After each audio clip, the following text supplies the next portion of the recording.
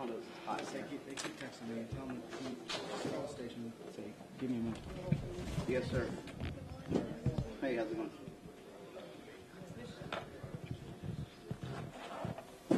We're not streaming yet. I'll have it up in just a little bit. Yeah, I'll have it up in just a little bit. Yes, it will. Okay.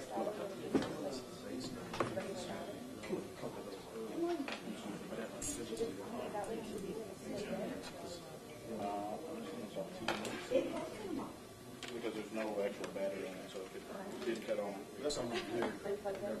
Easier to just have that.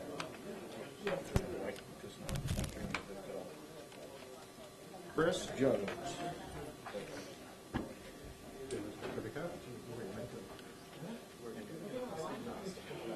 Can you somebody test the mix? Did someone do that?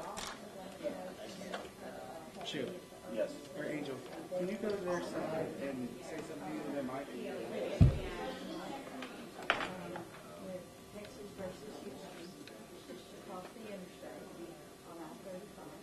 Yeah, we would have been set up earlier. We didn't. Yeah, just gonna check what you're. Thank you. Oh, right. Yeah. Because we got the laptop. Testing. Great, thank you.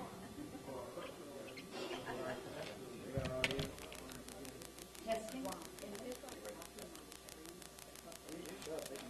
Yeah, but we need an audio check. Mine's okay. Well, if they want to look at the shot, yes. But those mics.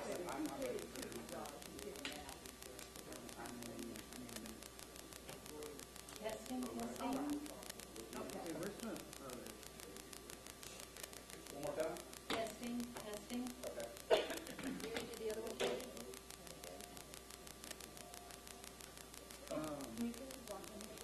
Yeah, I'm sure. I got it. Yeah. Is it TEA, yes? Is that the one we need to connect to? Okay.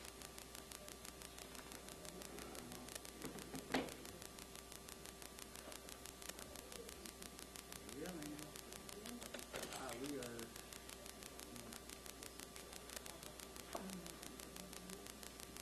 Good. We're good. Iron Angel. Oh, I'm sorry, Jeff.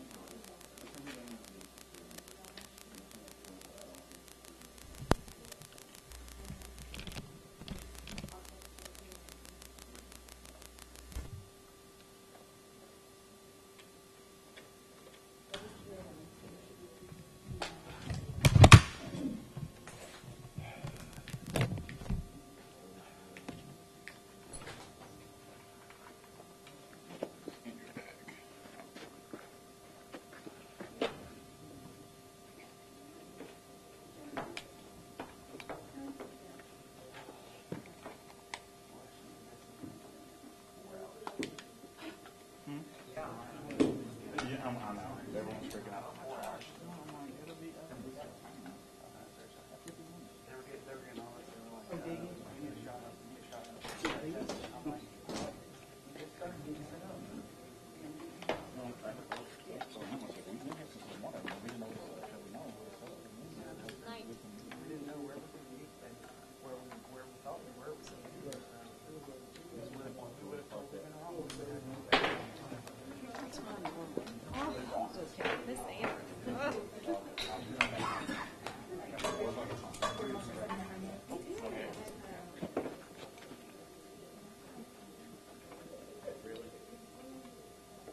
Okay, do y'all have any double A's? Okay, that's cheap. Fine. I need 4. He says it looks good. Can I put stream up now? No. He says we'll link up before it starts. Okay, well, it's. Once before when I was pregnant. Sorry, Jerry. Oh, you're good, man. Go ahead. But I've got sleep up. Are you ready? Okay, yes, you can put it up now.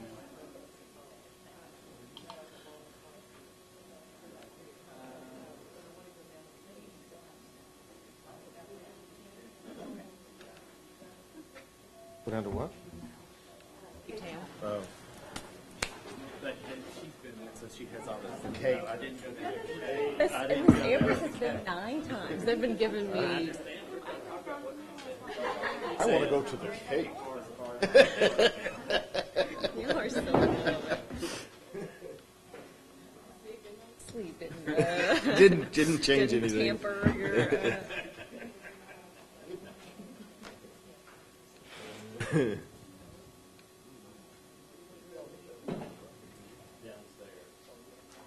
Go downstairs from the downstairs.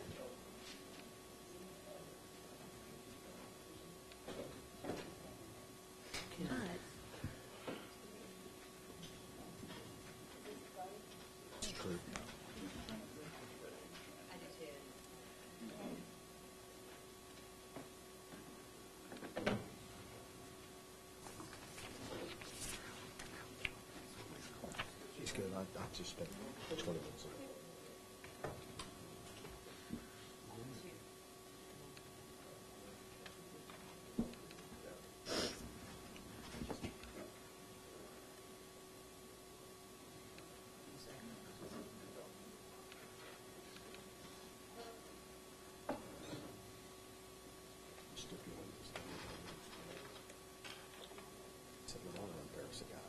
Yeah. I showed it to him. It was one of I mean, it's all special. Right. It's really special. What do you, the- Said, no, I'll bring it first. what, the, the what? Plug in for this. You're gonna actually, it's actually right in the middle. So in the middle of the front. Yeah, in the middle of the front. It's just, we need that to keep this going. I should have put it back until I.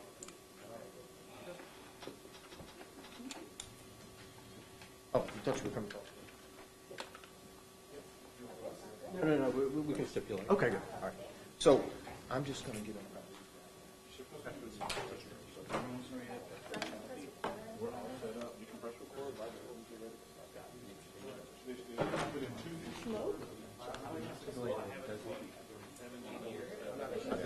Yeah. Okay. Me. And you have done my shoe off?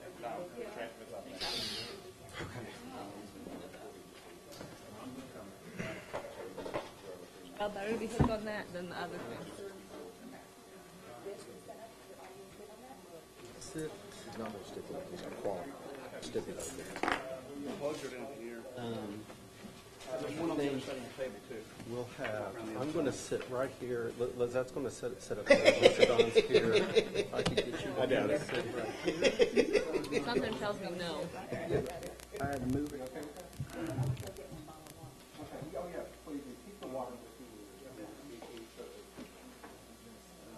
Plug him in, so that way you can hear in case something goes wrong.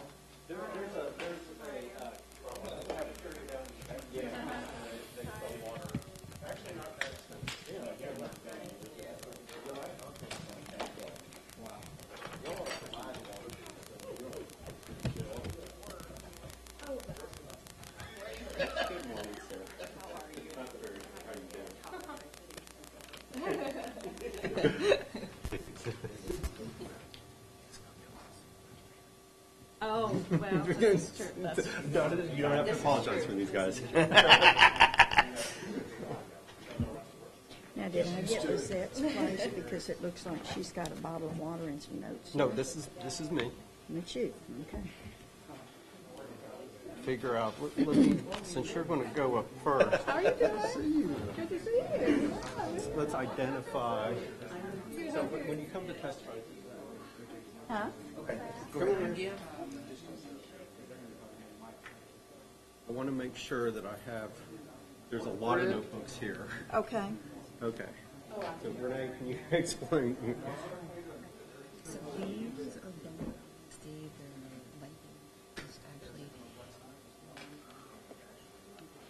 everything. If you just want that. So This one will just have an index for the contents of this.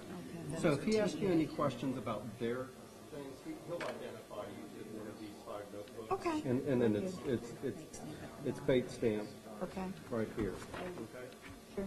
And see the volume 1, 2, 3, 4, and 5. Mm-hmm. When I've got you, we're going to be talking, I think, exclusive. Go ahead.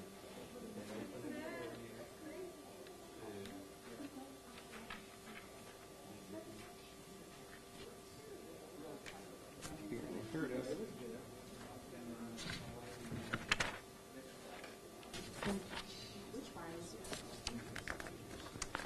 So right there. That's not the report.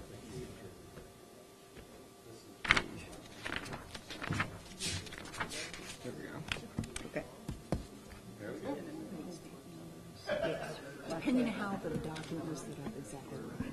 Okay. It's not there, it'll be over here. So if I'm over here, how do we get that over You here? just when it's time, just come over here and, Okay. and sit down. Yeah, this will be the witness chair. Okay, so you want me there for right now and then come over here? Okay. Does very that bother good. you? No, I can do it. And I'm a left-handed person, so I want to Yeah, put this arrange on it my how- left. Yeah. Okay. If you want to sit, Let's see. It's to the right of the mic. Because it's harder when you're left-handed and you have to kind of move over. So, okay, we can move it all. Okay.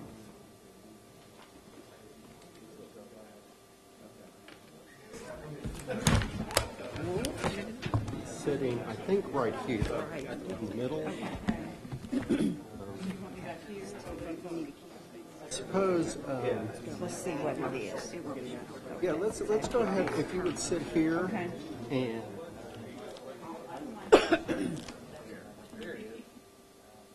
Okay, if you could, if Lizette needs a notebook, if you could hand it to her. Okay, and I'm trying to find the page and everything.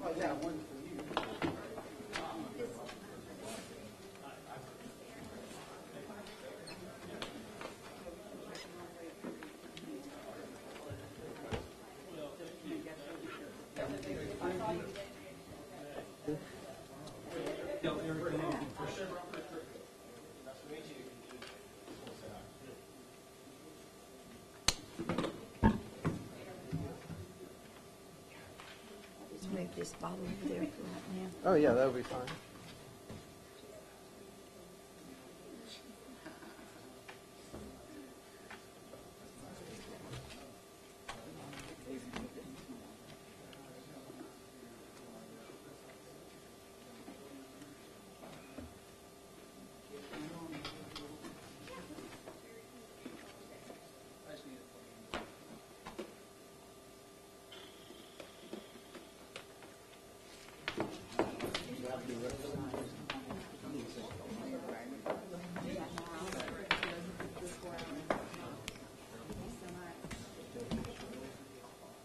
So many trees.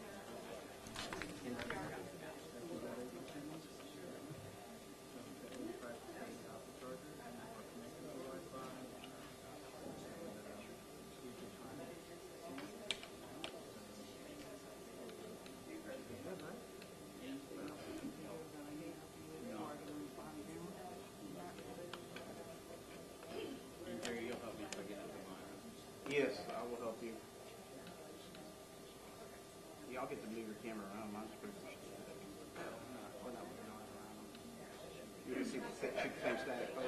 So, no, not static, but I'm letting who's talking to her. I'm not gonna. I can't think. Yeah. But I'm not gonna like. No, it's fine. Too much Just afterwards. No, you're released when you go home. Okay. And then after you're done, you can move back down to the audience. Okay. So you Then don't. after this, So we'll go eat lunch and go home. Got it. Chris, do you have a brief? no.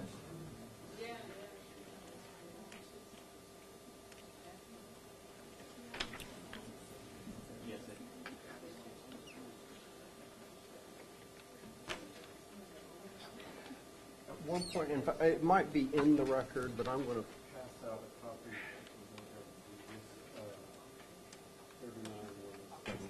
Okay.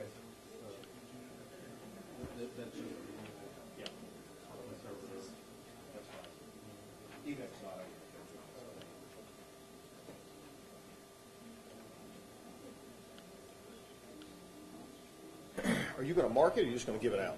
I'm just going to have them have a witness look at it. Okay. So,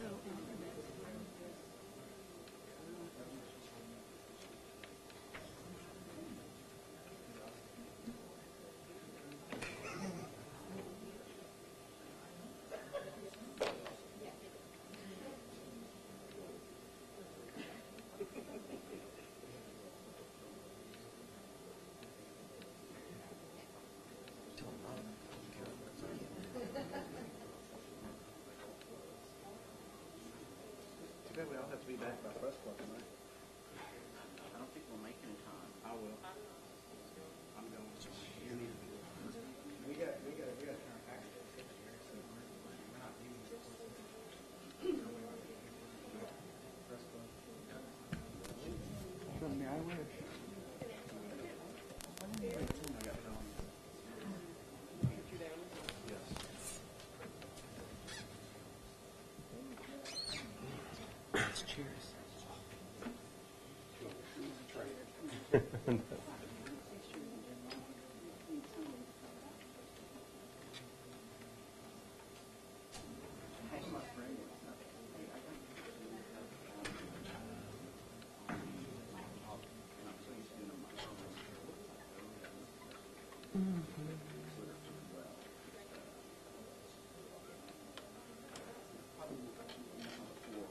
At least the one had a spring that was kind of sideways.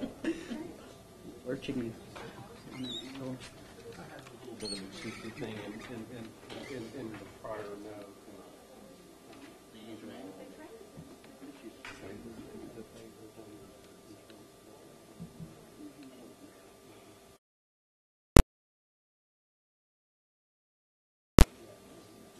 And they actually are. They had not failed school first, which is basically the audit.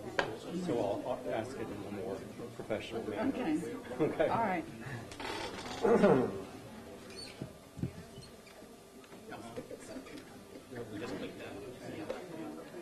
That was this actually response one.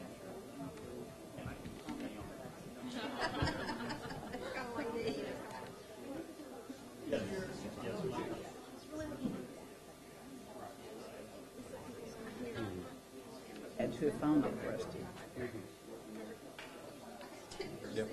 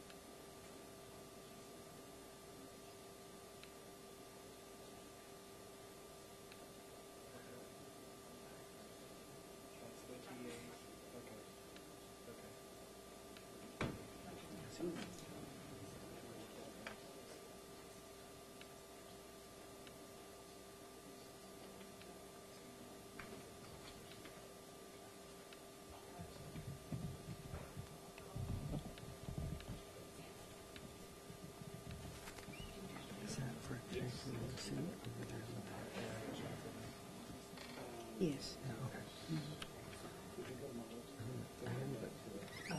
Exactly. I sure do. Yeah, I think it is, yeah.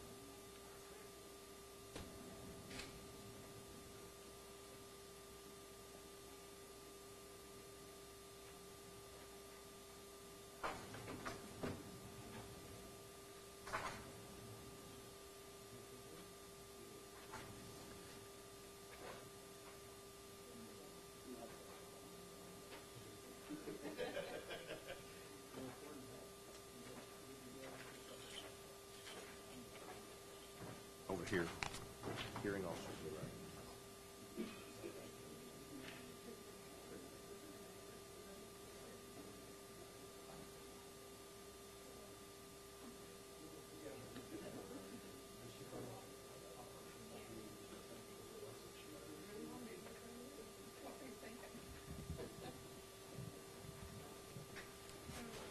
Sit right here. All right. I'm going to talk about the motion to recuse. Okay.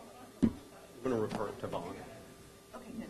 So just when you turn it over to me, after you're done, I'll talk about that. Okay. All right, good morning. How are you? Good. All right. Let's get this started.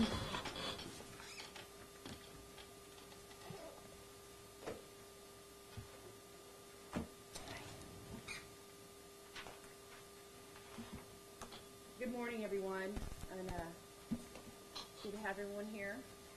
This is the record review to consider the lowering of the Beaumont Independent School District's accreditation status and the elevation of the current monitor to a conservator as detailed in the Commissioner's letter dated April 14th, 2014. I'm not considering the proposed appointment of a board of managers. My name is Lizette Gonzalez Reynolds. I'm Chief Deputy Commissioner of the Texas Education Agency. The Commissioner has formally designated me to be the TEA representative and to make the final decision. I have full authority to make this decision, and I have not been directed by anyone to make any particular decision. During the investigations that are the subject of this record review, I have been periodically briefed on the agency's progress and findings, but I have not participated in the development of those findings.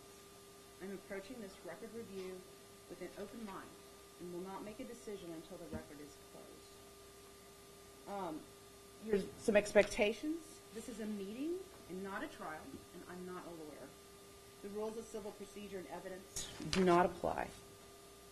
The agency and the district will have an opportunity to present their positions. Please do not interrupt each other's presentations by making objections like this is a trial. If you think that the other side has put information into the record that is irrelevant, immaterial, or unduly repetitious, you may tell me that when it is your turn to present. I will take these arguments into account when I make my decision. You may present information in question and answer format, but you're not required to do so. This record review, let's see, what time is it right now? 9:09. Okay, so this record review is scheduled to end at 1:09, and I will not extend this review. We will take a 15-minute break. Both sides may make a brief opening statement. Then both sides will have an opportunity to present reasons why I should or should not take the proposed actions. After each presentation, you will have an opportunity to ask questions of the person presenting the information. Both sides will have an opportunity to make a brief closing statement. I expect everyone to manage their time appropriately. And after that, I will close the record and issue a decision as soon as possible. So let's get started. Stipulation. Yeah, go ahead. Good morning. Good morning. Trico. It's Yep. certainly nice to see you again. Mr. Jones and I, TEA and Beaumont ISD have a stipulation to help cut down on some of the testimony. Great. Stipulation is that Fred Schaefer, who is the monitor at Beaumont Independent School District, who was placed there on February 14th to monitor special ed, who is now proposed to be the conservator over the district. His experience and expertise is that in special education only. He works as a contract special education monitor for the Texas Education Agency from January 2014 to present. He's been the director of special education for Solutions for Region 4 Education Service Center from 2009 to 2012. He was the executive director for special education counseling and psychology services for the Katy Independent School District from 2000 to 2010. He was a coordinator for special education Region 3 Education Service Center from August 76 through June to 2000. He has a degree in psychology from Texas A&M University, Kingsville. He has an MED in school psychology from Texas State University in San Marcos, and he has a principalship certification. The stipulation is he does not have a certification as a superintendent. He has never managed a school district, and he has never managed the finances of a school district as of now and for his placement as a conservator over the issues at Beaumont ISD, which highlight all of that. Is that the stipulation? Yes. The two stipulations in the record. Oh, yes, and we have two stipulations already in the exhibits regarding cutting down thousands of pages of material. One was conflict of interest statements signed by every employee and vendor at Beaumont ISD. That was about 6,000 pages. Council, that's in the record with one exemplar, and the stipulation is that every person required to sign it has signed it. Yes. Board policies. That everyone who's required to receive a board policy regarding the conflict of interest has received that, correct? That is correct. And everyone that was required to sign a receipt of school policies or other school documents has signed that document. And again, we attached only one document and then a little blurb on the stipulation. That's all the stipulations. Okay. I'm going to proceed with a little brief opening statement. The Beaumont Independent School District has in a situation where it has numerous problems with its governance, its financial operations, and its compliance with legal requirements. The common thread of these problems shows the board's unwillingness to monitor its own operations, thus requiring outside entities to come in and visit the district to identify the problems that exist in the district that it has with its operations. The amount of outside entities that have looked at this district since 2011 are numerous. First TEA came out in 2011 and investigated the district's procurement processes, found numerous violations with those procedures, and issued a report in 2011. In the 2011-12 year, those 2 years, one of their vendors was prosecuted for certain tax violations, and in that prosecution, the federal court noted that the contract between the Beaumont Independent School District and that contractor was an illegal and void contract because they had not complied with the procurement laws. And not only was that contract itself illegal, but the federal court dropped a footnote in its memorandum opinion saying this was not the first time that it had seen an illegal contract with the Beaumont Independent School District. Thus, this federal court, on at least 2 different occasions, has also noted that the Beaumont Independent School District did not comply with procurement requirements in its contracting processes. In addition to the procurement violations that we noted, we also noted that the district was not taking appropriate supporting documentation when it made payments to these vendors. It was not requiring actual receipts for items that were purchased. Then the next year, in 2013, the Legislative Budget Board came out and did an extensive review of the district's operations. It found numerous problems with the governance, the financial operations, and the district's compliance with the legal requirements. Then the TEA came out to do more investigations to follow up with the LBB report and other complaints that we had received. And in the process of that investigation, the FBI arrested the district's chief financial officer and its comptroller, alleging that over $4 million had been embezzled by those 2 individuals. The FBI prosecution in this revealed that initially Mr. McCraney was simply wire transferring money from the district's bank account into his own bank account. It was no real attempt, just a very direct sending money to his own bank account. There was no conspiracy. Nobody was helping him. He was doing this all on his own. Later, he involved the comptroller, Miss Allison, who is alleged to have, at that point, created a false vendor in at least an attempt to cover up the embezzlement of those funds. Subsequent to this action, the TEA continued its investigative work, looking both at the district's finances, its governance operations, its compliance with legal requirements, and its special education program, eventually putting out the reports that are the subject of this action today.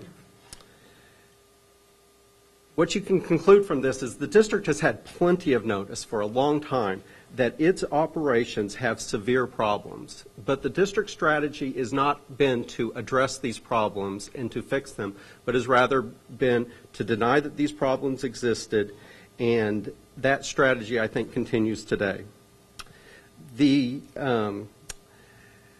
Finally, in response to this latest round of investigative work, the district has contracted with a financial consulting agency.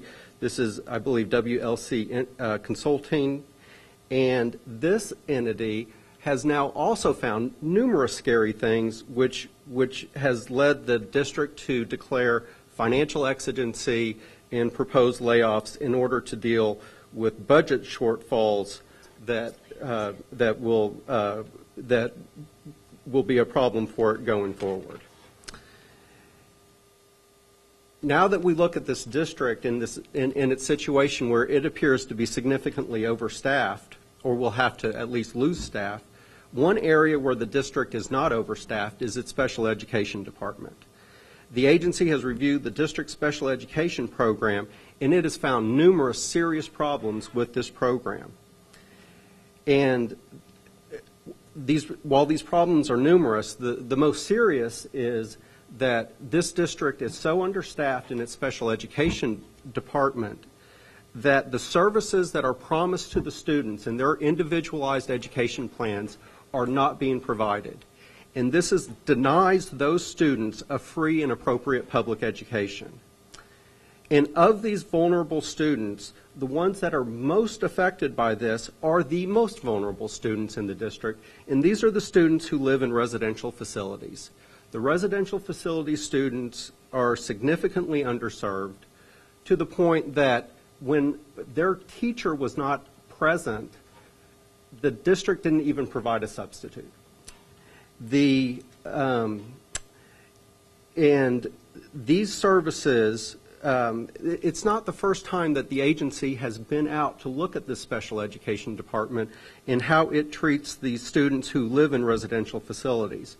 We previously had a conservator in there who stayed for approximately 3 years, and by the time that conservator exited and had corrected the problems that had been identified, we come out just a few years later and we find that, again, these residential facility students are being underserved. The district cannot really credibly deny that it has these significant problems. It's declared financial exigency. It's had an opportunity to respond to both of these investigative reports, and largely these allegations that I've listed out have not been denied, and we will go into those in a more vigorously as we go through this.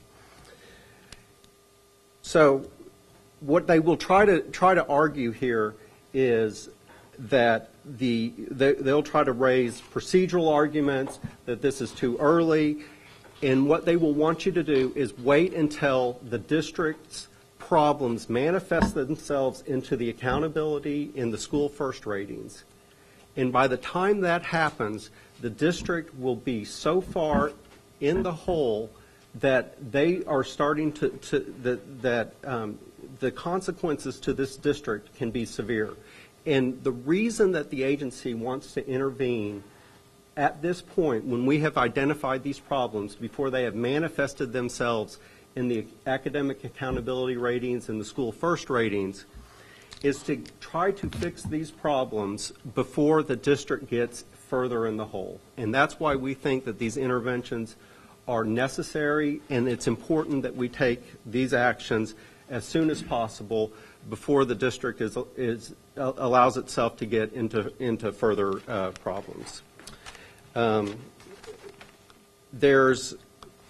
want to make one note about our investigative activity that we have seen as we've been visiting with the district during this time. The Texas Education Code has many complex provisions, and this district has taken the position of reading certain Education Code provisions in isolation without reference to the ones that are applicable. The first way that they have done this is to argue that in response to a special accreditation investigation, that we can only take certain limited actions and that we cannot put a board of managers in. And that's why we are now not considering the board of managers until we can have this issue resolved in the court system. The position that they've taken is that there is nothing that a district can do. They can commit any type of violation, but until that actually damages the district and is reflected in the academic accountability ratings or the financial ratings, that the agency cannot take action such as putting in a board of managers. And we disagree with that position, but that's where we are. The second thing that I think they're going to argue is that we should they'll look at one provision where we do investigations, and we call them special accreditation investigations. They're targeted investigations, and they have certain procedures that are attended to them. And they will want us to comply with other requirements in our investigations that are called on-site investigations. And so just for purposes of starting this out, when they start reading Education Code provisions in isolation of the others, we identify our authority that we go out under and for our special accreditation investigations, and we have complied with those. And what the district cannot argue is that they weren't notified of these investigations because they knew they were coming. They've met with all the appropriate officials at the agency. The district has had ample opportunity to respond to our allegations, and ultimately this district should be accountable for their actions as identified in these special accreditation investigations. Thank you. Thank you. And good morning again. What the Beaumont Independent School District expects is that the commissioner will follow the law. The commissioner expects the district to follow the law. The district expects that when the commissioner says this is what I'm going to do, that he will not exceed his authority under the law, under the Texas Education Code. And what we will show you today, that's exactly what he did. And in doing so, he is violating the law. He should be stopped. It's not that Beaumont ISD doesn't suggest that or argue that there are no problems with the special education. As a matter of fact, when the commissioner said, I'm going to put a monitor in for special education, they did not ask for a record review. They didn't ask for a record review because they welcomed the assistance. Fine. But what the commissioner did wrong was elevate that to a conservator in a mere 2 weeks later when nothing else happened, nothing new had occurred to cause him to say we now need to have a conservator. I'm trying desperately not to say board of managers because, and so if I say it, I'm not arguing that today. And so that's what we will show you today, Ms. Reynolds, is that the commissioner has violated the law. With respect to Mr. Jones mentioned the 2011 TEA procurement investigation and the vendor problem in the federal court. Those are not a part of this hearing. We were never given notice that was being used against the district. As we know, when the commissioner sends out the notice letter and says this is what's going to happen, that is in effect the pleading. That's the notice to the district that that's what they're relying on, and we've never been given notice that those issues were being used in this record review against the district. And so I do object to that. The simple fact is that, well, let me just back up. The council spent a long time talking about the thief who was the CFO and the comptroller who worked in concert together to steal money from the district. What we will show you is that this person did a lot more than merely wire transfer money. He actually took the bank statements and modified them on the computer so that no one will be able to determine that he was actually stealing money from the district for those wire transfers by concealing his effort by modifying the electronic bank statements that the district received. It wasn't just that he was wire transferring the money in that simple. It wasn't. As a matter of fact, when the district hired a finance officer to come in and reconcile the bank accounts, he recruited that person in to become a co-conspirator with him so he could continue his theft. I'll have evidence today from Kathy Mintzberg, who will testify and talk to you about the fact that if someone is going to commit fraud at this level, there really isn't any way to find out. In other school districts, Plano for one, who had an internal auditor, one of the complaints that the commissioner is making is we didn't have an internal auditor, that the internal auditor at Plano, it happened right under that internal auditor's nose, and the internal auditor said there was no way for me to find out. What the commissioner is asking here is that the board violate the law. What they're suggesting is that the board should have been looking at the bank statements, that the board should have been looking at the day-to-day operations of the finance department so that the board could have discovered this. Well, as you know, that would be micromanagement. The agency regularly and repeatedly sanctions school boards for committing micromanagement violations, and that is precisely what they are suggesting that this board should have done to prevent these issues from happening. Well, we can't have it both ways. We either have a law that says we can't micromanage it, or we have a law that says we can. But right now the law says we can't, and the commissioner cannot sanction this board today for following that law. The Beaumont Independent School District has never once said there was not an issue of theft, has never once said there was not an issue with the special education department. Where we take issue today is that these issues, when you look in conjunction with the other school districts who had far worse problems, Plano, Progresso, where the president of the school board was indicted and imprisoned for a conspiracy to steal district money, did not have the sanctions imposed upon them that the commissioners are suggesting here. And so fairness dictates that this district have an opportunity to improve with the monitor that they got.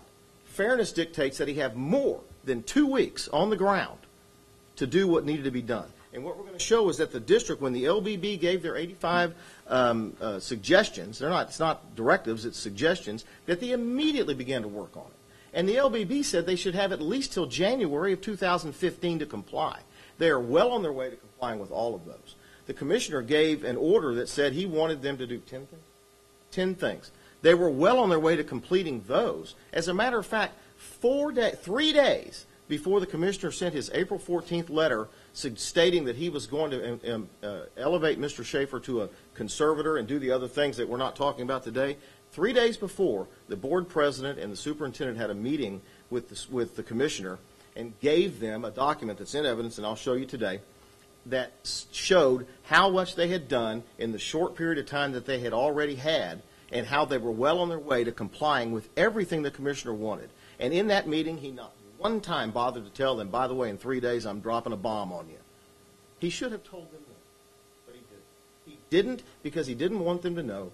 It's a shame. All we're asking is that you tell the commissioner, boss, you have to follow the law. Thank you. All right. Our first person presenting for the agency today will be Dr. Susan Merrick. Witnesses will be, or the presenters will be over on this microphone with the exhibits.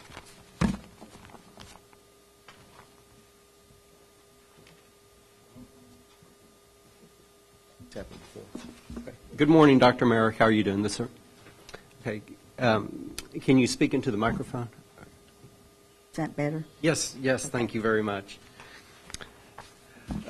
Dr. Merrick, before we start, can you tell us a little bit about your educational background, including the degrees you've received? Yes, I have a Bachelor of Science degree in elementary education from the University of Texas at Austin, a master's degree in curriculum and instruction from the University of Texas at Austin, and a doctorate in educational administration from the University of Texas at Austin. Okay. And can you tell me a little bit about the licenses that you hold? Yes. I am certified as a classroom teacher, grades 1 through 8. I am certified to teach special education, early childhood through grades 12. English as a second language, early childhood through grades 12. I have a mid-management certificate as an administrator, and I have a certificate in certification and supervision. Okay, thank you very much. And can you tell me just briefly about your work experience? I have 33 years in public education. I was a classroom teacher. I was an elementary principal for 13 years. I left public education, and I have been at Texas Education Agency for a little over 12 and a half years. During that time, I have served as a reviewer for special programs, and for several years, I was a supervisor of special education programs. Okay, thank you very much. And you went out to visit the Beaumont Independent School District in 2013, is that correct? Yes. Okay. And why did you go out to visit the district? I was the team lead for a visit to the district. The Division of Program Monitoring and Interventions assigned me as team lead to go out because of the data reported in the program monitoring performance-based monitoring report, which staged Beaumont ISD as a stage 2 for special education, a stage 4 for residential facilities, and also because of numerous complaints that had come into the agency, many of them dealing with special education issues. Okay. And you were the team lead, is that correct? Did I hear you say that? Yes. Okay. And you said you looked at the special education program and complaints. Did you look at any of the residential facilities? Yes. A part of our visit was centered on Minnie Rogers Juvenile Justice Center. Okay. And did you notify the district that you were going to come out and visit them? Yes. Okay, and how did you notify him? I called Dr. Chargwa, the superintendent, and had a phone conversation with him informing him of the on-site visit. That was followed up by a notification letter of on-site visit that was sent on October 10th of 2013. Okay. And did you have an entrance meeting with the district? Yes. Okay. And what did you tell the district at that entrance meeting? At the entrance meeting, I told the superintendent why we were there, shared the itinerary of our visit activities while we were there, and also told him that that was a draft itinerary, that it could change based on circumstances and what we found. Okay. And what did the district tell you in that meeting about the current state of the district? Dr. Chargwa stated that the district had been receiving a lot of publicity.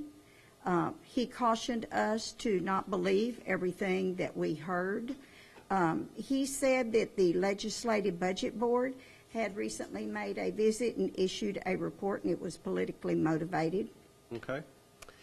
And after that entrance meeting that you had with the district, did you then hold meetings with different constituent groups for the district? Yes, while we were on site, we met with the special education program director, central office administrators, campus administrators. We conducted teacher interviews and visited campuses. Okay.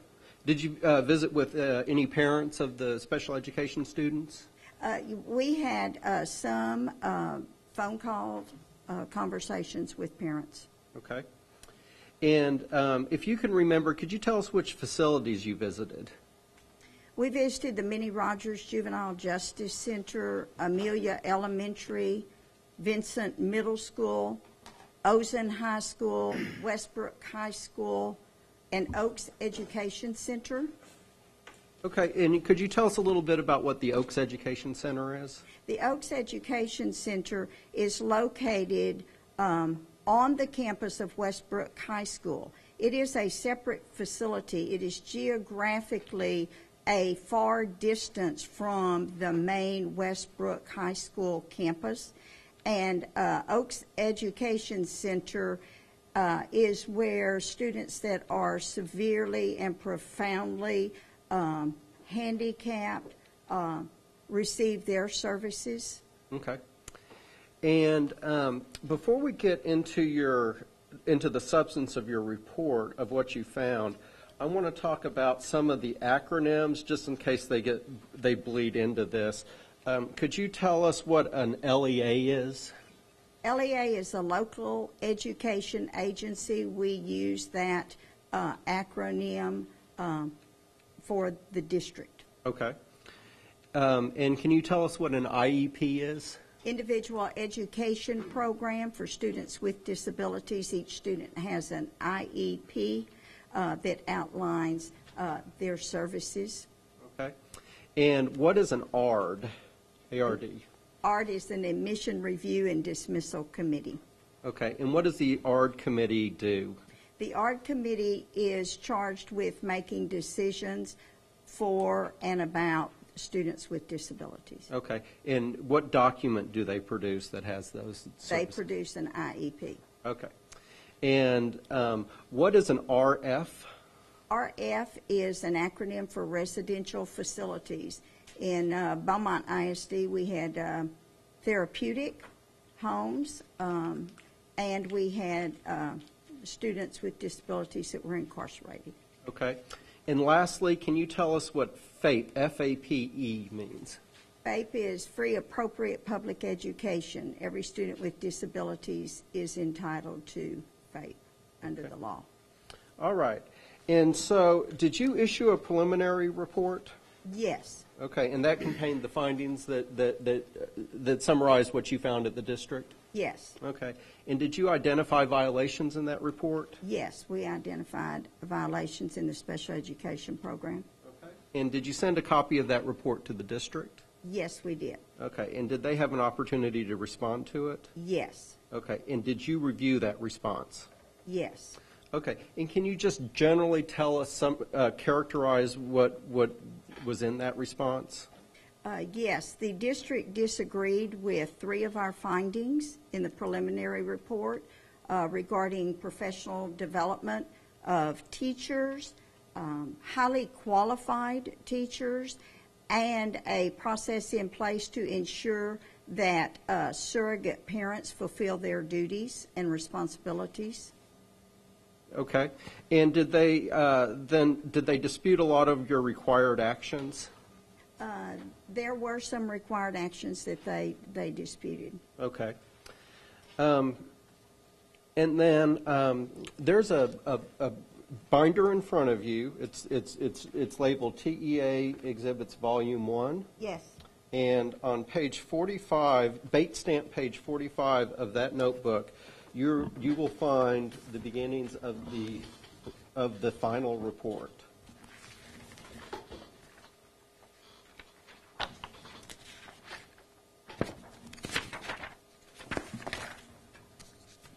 Okay. Do you see that? Yes. Okay, so at first there's a transmittal letter, and then there's What exhibit? it's labeled. Oh, the tab is behind Exhibit 1B. Thank you. Sorry. It's bait stamp page 45. And then there's a table of this that summarizes the district's response to the preliminary report. And then the text of your final report starts on bait stamp page 56. And let's go and start at page 56. Okay.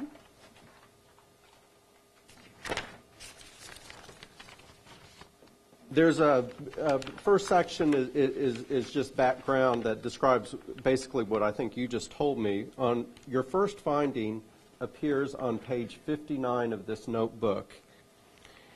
And can you tell me a little bit about what this finding that's on page 59 tells us with regard to the special education teachers at the Minnie Rogers Juvenile Justice Center? Yes, our finding was that students with disabilities at the Minnie Rogers Juvenile Justice Center were not receiving inclusion services by certified special education teachers, that the teachers that were currently assigned to the Minnie Rogers Juvenile Justice Center, it was an inadequate number to provide the services for students as outlined in their IEPs. Okay. And what happens when a student doesn't receive all the services that are called for in that student's individual education plan? That is a violation of FAPE. Okay. And so that would be a denial of the free and appropriate public education? That is correct. Okay. And so the next finding, also on page 59, relates to the general education teachers at that same Minnie Rogers Juvenile Justice Center attending required training. Can you tell us a little bit about this finding? Yes. We asked the principal if the teachers had been receiving professional development. He said that they were required to register for professional development. Some of them called in sick. They did not attend professional development. And we determined that this came from a complaint that they were not receiving professional development. Okay. And did the district dispute this response, this finding? Yes, they did. Okay. Can you tell us about that? Yes. When the district asked for reconsideration, they submitted some documents for teachers with receiving professional development. The agency reviewed those documents and found that 5 teachers at Minnie Rogers Juvenile Justice Center had not received professional development. Okay. And did you then modify your finding to acknowledge the district's response? Yes, we modified the wording in the report that indicated that some teachers had not received professional development. Okay. And I'm sorry, I want to skip right back to finding 1. Did they dispute finding number 1 about the not having enough teachers at the Minnie Rogers Juvenile Justice Center to provide the services required in the IEPs? No. Okay. And on the next page, it's Bates Stamp 60, there's a third finding regarding the participation of the Minnie Rogers Juvenile Justice Center in the district substitution process. Can you tell us a little bit about that? Yes, we found through interviews that when teachers at Minnie Rogers Juvenile Justice Center was absent, that the district did not hire a substitute teacher for the teacher in their absence. We talked to the principal. There is a process in the district whereby teachers call in for substitutes, and the principal said that it was a work in progress to have substitutes for those teachers that were absent at Minnie Rogers. Okay. And did they dispute this finding? No. And on page 61 of your Bates Stamp 61 of this notebook, there's a fourth finding about the district having a system to monitor the surrogates who are assigned to students who are living in residential facilities. And can you first tell us a little bit about what a surrogate parent does for a student in a residential facility? Yes, a surrogate parent has a vested interest in the student. The surrogate parent serves to check on the student's progress in school, to look at the student's grades, to attend meetings for that student. Okay. And what did you find in regard to their program for monitoring these surrogate parents? We found that there was not a process in place that ensured that students with surrogate parents had the surrogate parent fulfill their duties. Okay. And did you review any of the special education folders for any of the RF students? Yes. Okay. And what did you find in those folders? We found that there were blank contact logs that had not been filled in that would have been documentation of the surrogate parent fulfilling their duties. Okay. And I believe the district then showed you that it did have these forms. Is that correct? Yes. Under reconsideration, the district submitted to us documentation. They do have guidelines, and the guidelines do include a process for ensuring that surrogate parents fulfill their duties. However, they did not submit any documentation to show us for the students of the folders that we reviewed that it had been utilized. Okay, thank you. On that same page, Bates Stamp 61, there's a fifth finding regarding the timeliness of the annual ARD, and can you tell me what ARD means again? Admission Review and Dismissal Committee, which must meet annually once per calendar year. We found in a review of student folders that some students in RF did not have ARD committee meetings conducted within 1 year timeline. Okay. And on page 61, that same page, there's a sixth finding regarding the district's general special education program that were not following the individual education programs that required instruction to special education teachers be delivered by teachers certified in special education. Can you tell us about that finding? Yes. We reviewed teachers' class schedules. we looked at students' IEPs, and there was insufficient staff to provide the special education services as documented in the IEP. And when we looked at these service logs for students, we saw that there was not a match between the IEP, which documents specifically the amount of service, and the documentation of the service provided. Okay. And again, when special education services are not provided as called for in the individual education program, is that a denial of a free and appropriate public education? Yes. Okay. On page 61, there's a seventh finding that relates to teachers delivering instruction to special education students having certifications in it. Well, they had certifications in special education about their ability or their status of being highly qualified. Could you tell us about the highly qualified finding?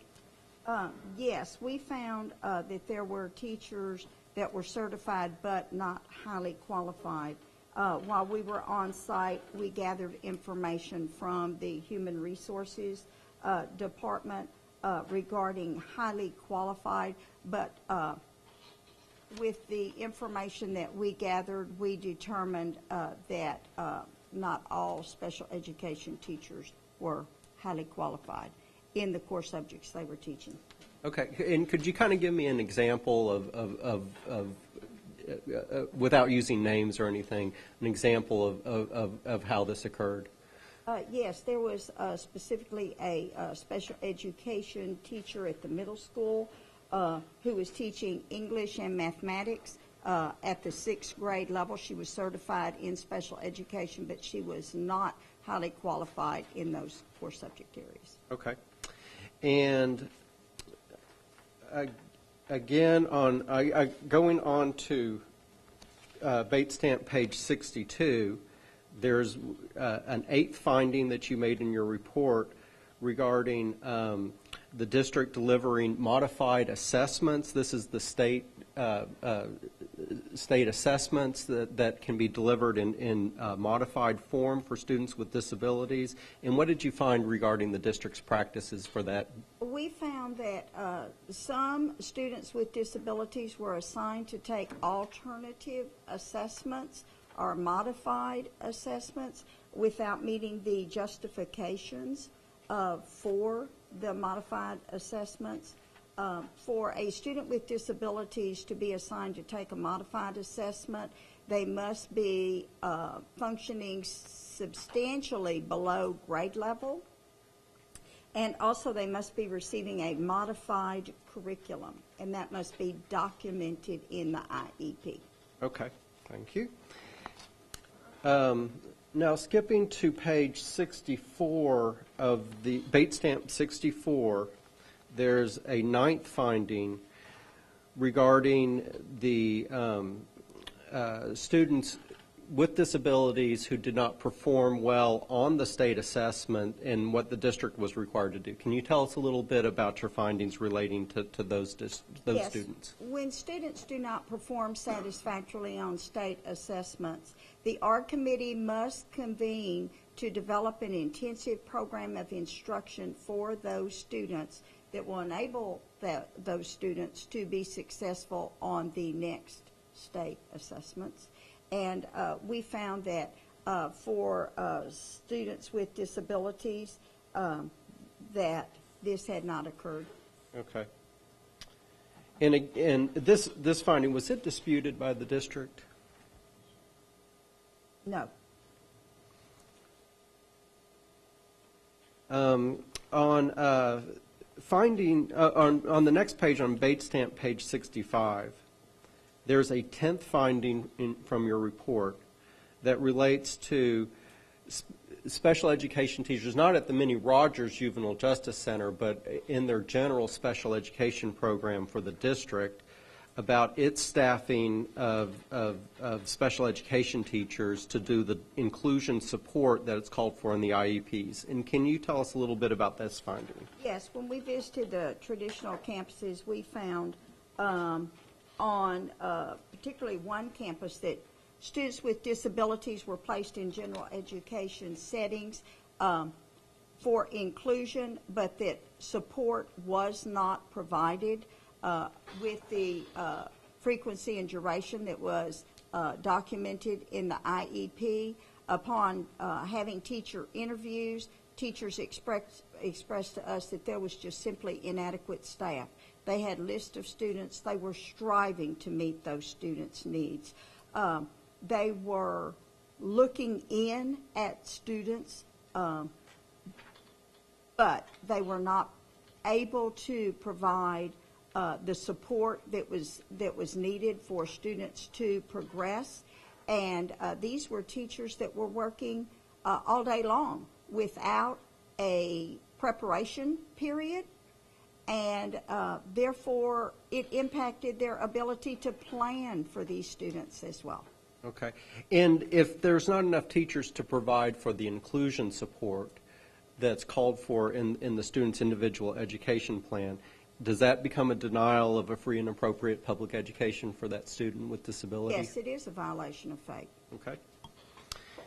And on the same page, Bait Stamp 65, there's a finding 11 that talks about the actual individual education program plans and how they address the amount and frequency of inclusion support. Could you tell us a little bit about what you found in those plans? Yes, an IEP must have every special education service documented with a specific frequency and duration that those services will be delivered and when those services will be delivered. A review of student records revealed to us that in some cases, inclusion services had no frequency and duration, which is a violation. Okay. And that kind of relates a little bit to our previous finding about the students that did have the duration and the frequency of the inclusion support specified in their individual education plan, that those services were not being provided because there were not enough teachers. Is that correct? That's correct. And did the district dispute that finding? No. And on Bait Stamp page 67, there is a 12th finding that relates to the district having teachers, not in the special education program, but general education teachers who were not highly qualified or certified. It included a vice principal who was operating under, I believe, an expired certificate, a substitute who was assigned to a classroom for more than 4 weeks without being certified, and a librarian. Is that correct? Yes, but our team did not investigate this. This was investigated by other team members. Okay. But it was listed as a finding in your preliminary report. Did the district dispute that finding about those 3 teachers? No. Okay. And on Bait Stamp page 68, this will be the last finding. It's finding 13. Regarding the district providing a planning period for its teachers. Can you tell us a little bit about this finding? Yes. These were the teachers that were providing inclusion support. There simply were not enough teachers to provide the support, but because of the efforts of the special education teachers to serve as many students and to do the best job possible, they didn't have a planning and preparation period. Okay. And did the district dispute that finding? No. Okay. And just overall, compared to other programs that you've visited, how would you rate the Beaumont's program for services for special education students? I think the services for special education students in the special education program, they were seriously deficient. Okay. And how would you characterize the staffing of the district's special education program?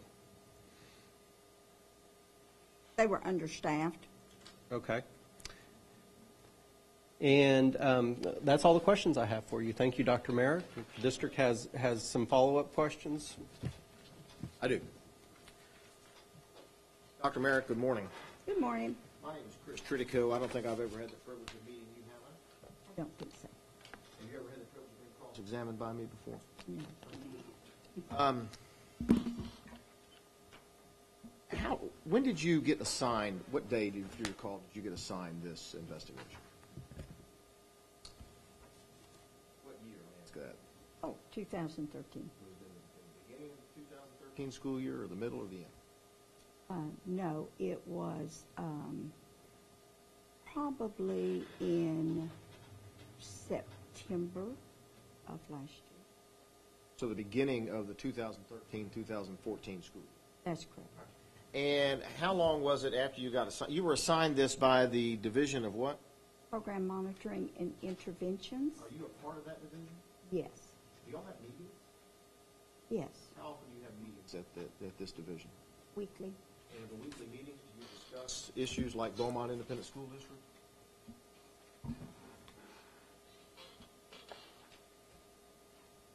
Yes. And how many meetings before you were assigned this in September of 2013, how many meetings did you attend? I'm sorry, what's the name of it again? Monitoring and interventions. Do y'all have an acronym? I know y'all have an acronym for everything. Do you have an acronym for this? PMI. PMI, okay. How many PMI meetings did you attend where you discussed the Beaumont Independent School District prior to September of 2013, if you recall? I do not recall any PMI meetings to discuss Beaumont ISD. Does the PMI, after you meet, do you meet weekly? Yes. After you meet weekly, is there a report written or notes taken, minutes taken or something? Yes. And are those held by somebody? They are within our division, yes. Okay. And who all makes up the PMI meeting, the group? We have 3 teams that are comprised of reviewers and team leads, and we have an executive director, and we currently have 3 managers. Okay. And who are the managers? Heather Christie, Judy Struve, and Lizette Ramos. All right. That's not Lizette Reynolds. That's a different Lizette? Okay. After you were assigned this in September of 2013 to do this investigation at Beaumont regarding the special ed, did you continue with the we'll try that again. Continue with the weekly meetings, PMI meetings? We had PMI meetings, but the purpose of the PMI meetings is not to plan for specific on-site visits. That occurs in other meetings. Okay. What are those meetings called? They're pre-planning meetings for on-site visits. Is that a part of the PMI group, if I can use that phrase? Yes, we meet with assigned team members. All right. And how many meetings did you have, the pre-planning meetings, how many did you have?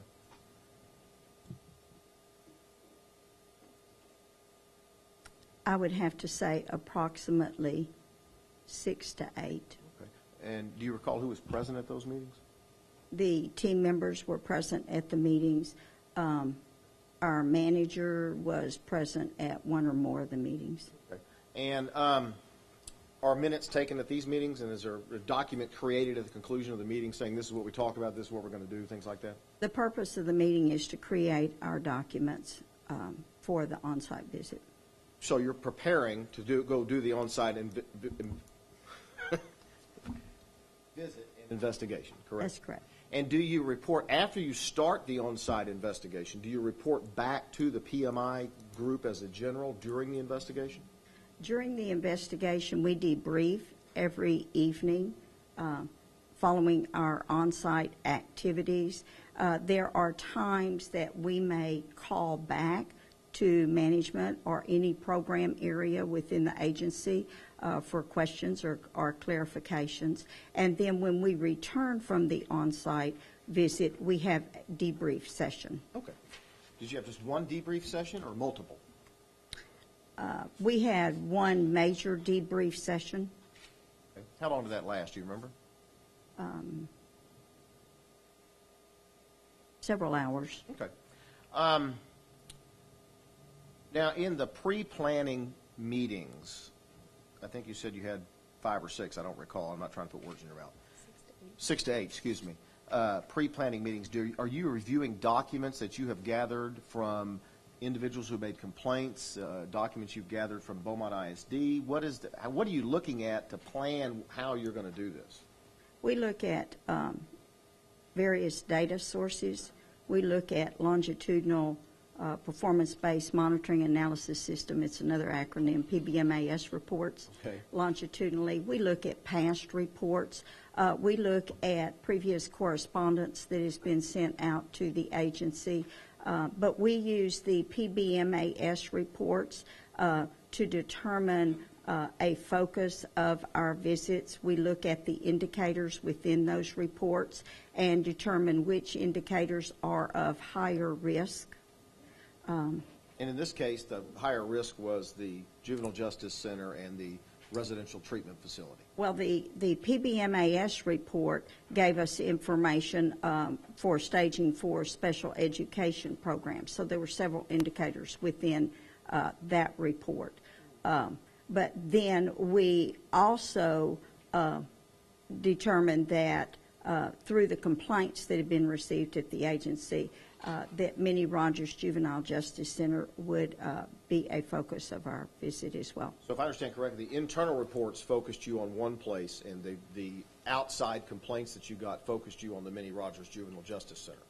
Well, we had been previously to the Minnie Rogers Juvenile Justice Center back in 2007 as well. Okay. So we had information about that. But my question was, in this instance, you primarily focused on Minnie Rogers because of outside complaints, not because of your PBMAS. Yes, PBMAS report would not give us campus-level information. It is district-level info. Fair enough. Now, when did you make your first on-site visit? When did the on-site visits begin? The on-site visit began the last week of October. I believe it was Monday, October the 28th. 2013? Yes. And how long were you there? We were there from Monday to Friday. So you were there 5 calendar days? Yes. Right. Did you go back? No. Right. So your investigation that culminated in, that resulted in this report that council was talking to you about was a 5-day on-site investigation? That's correct. Okay.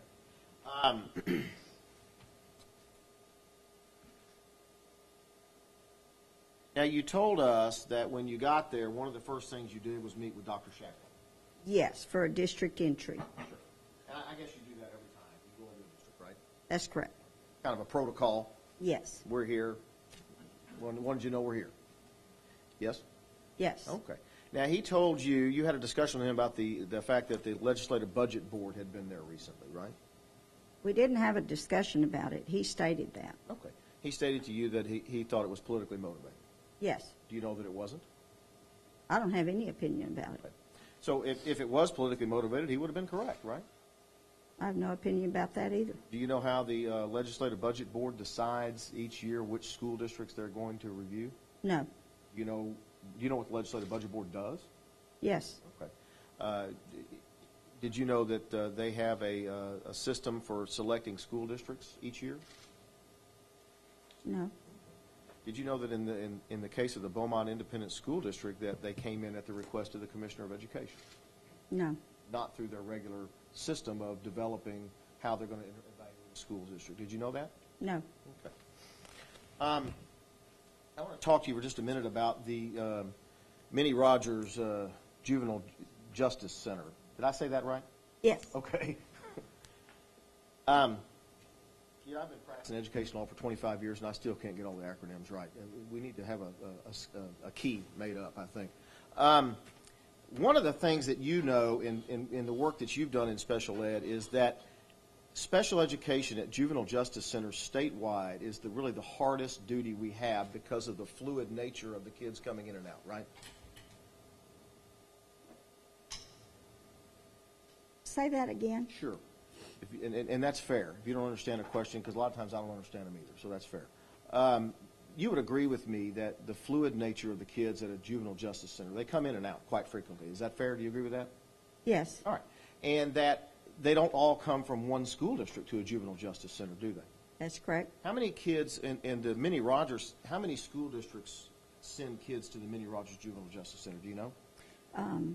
Some come from Port Arthur ISD, some come from West Orange Cove ISD, Beaumont ISD. Those are the three that I know of. Port Neches Groves ISD. There could be more that you're not aware of. Yes. Okay. And so let's just, Port Neches Grove, for instance, if they send a kid there and he's there only 10 days and Port Neches Grove does not send the appropriate special education paperwork to Minnie Rogers, they can't begin the special education services before the child leaves. Do you agree with that? There's a process in The question was, place. if that happens, they couldn't begin the services, could they? I don't know. Okay. Well, if they don't have the paperwork, you'd agree with me that they can't do special education services. Is that Right. Yes? Yes. All right. How many instances of the problems that you were looking at, how many instances were situations like that I just described? Do you know? No. Did you look into that? Yes. All right. But you don't have an answer to how many times that occurred? No.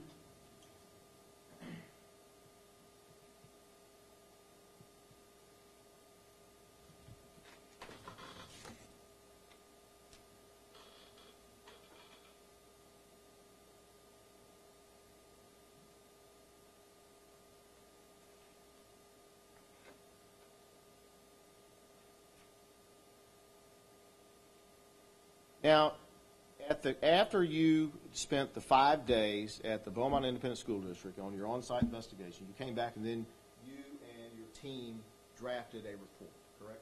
That's correct. And you sent that draft, after you, try that again, you get the initial draft of the report, who reviews it? It is reviewed by our managers. And those managers are, again? Judy Struve was the manager for that report. So Judy Struve, after, I'm saying you because you were the lead. Are you the primary person responsible for drafting the initial draft? That's correct. Okay. So you make the initial draft. You give it to Judy Struve for approval? Yes. All right. Or review at least. Yes. What does Judy do with it? Judy reads it. She tracks questions that she may have, concerns, clarifications, issues, maybe wanting to see the evidence. Team members meet with her. The report is refined, and it is sent to our director. Okay. How long did that process take, do you recall? The report was issued on January 10th. So we returned to the agency the first week in November, so from November to January 10th. Was the drafting and revision process? Yes. Now, you said Judy Struve, was that her name? Yes. Judy Struve, after she makes her questions, I think that's what you said, and y'all work all those out, then what does Judy do with it after you've resolved all of her issues? She sends it to our director, And who's that? Michael Greenwald. Okay. And what does Michael do? Michael reviews it. If he has any questions about it, he meets with team members about it. That would be your team. Yes. Okay. And did that happen? Yes. All right. And you corrected whatever questions he had? We answered his I'm sorry, concerns. answered his questions. Yes. All right. And how long did that process take? Probably he received that from Judy in early January, and then when he is finished, then the report goes out. And who does he send it to? We send it to the district. Okay. Does Michael send it to the commissioner? No. The commissioner never reviews it. I far as don't you- know that, I would have to look at the CCs on it. I can tell you who it's sent to.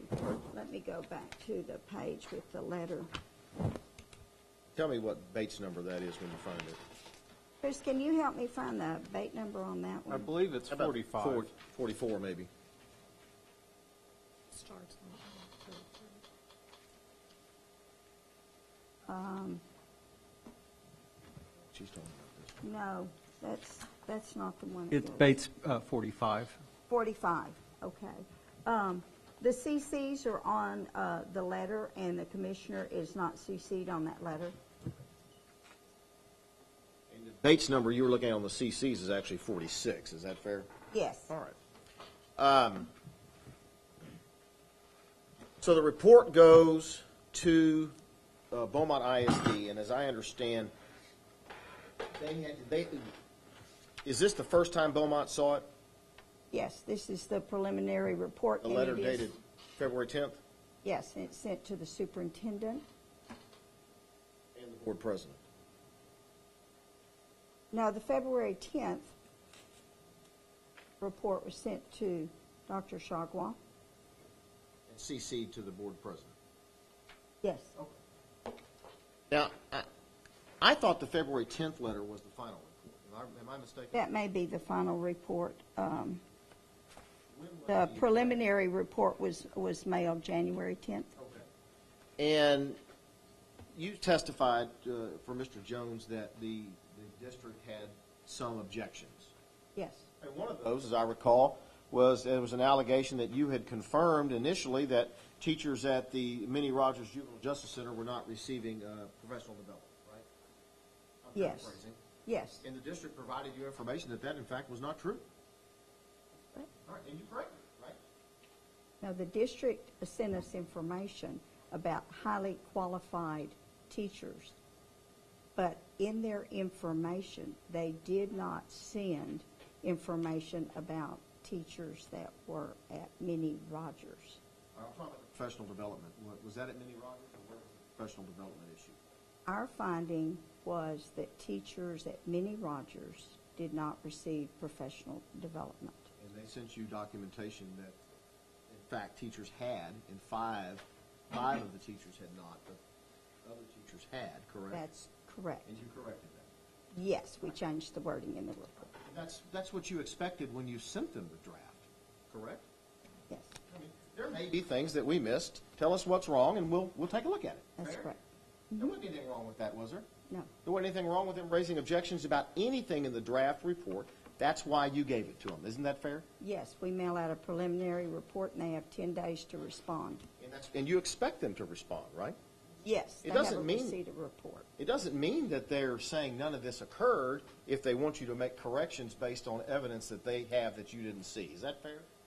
I don't understand your question. Sure. It doesn't mean that they're taking issue with all of your findings just because they object to certain portions of it. Isn't that fair? I'm not following you. If they ask you to correct finding one, it doesn't mean that they're saying we're not complying with anything you've suggested here, does it? You didn't take it that way, did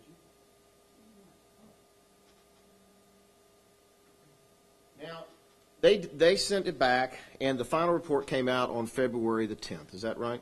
That's correct. Now I want to turn to Bates number. Page. I want you to turn to Bates number 70. 70? Yes, ma'am, 70.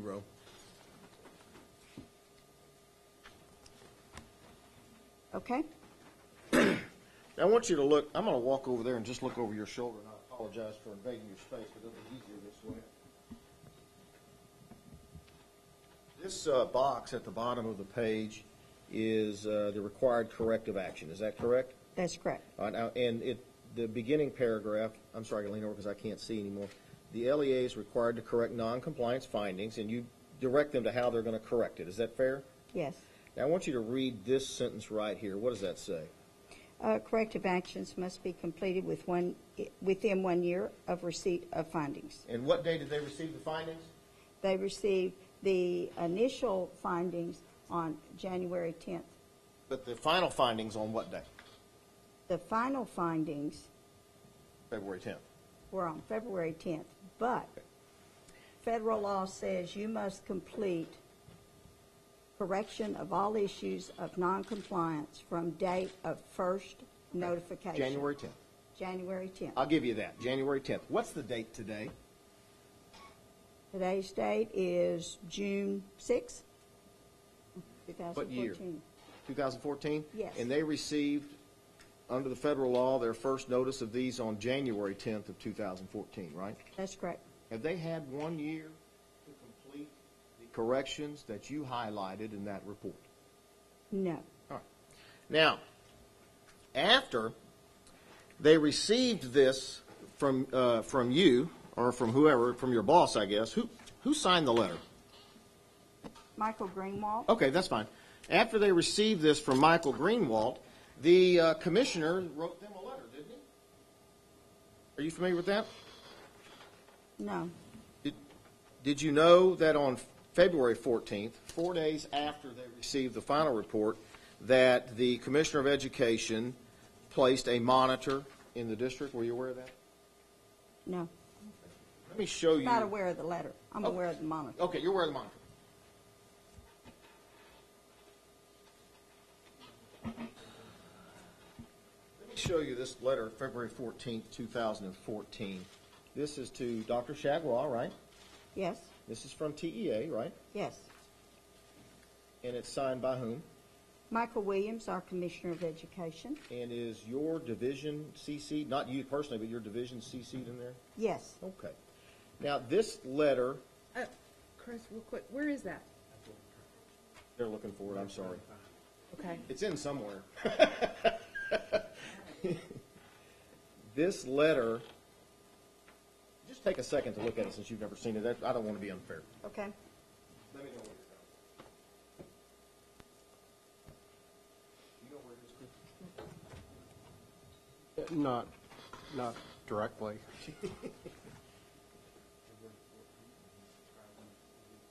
Our 157, I think is what it is.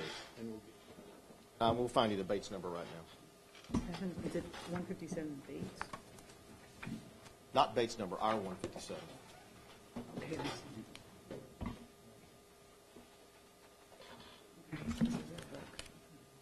here. Oh, gotcha.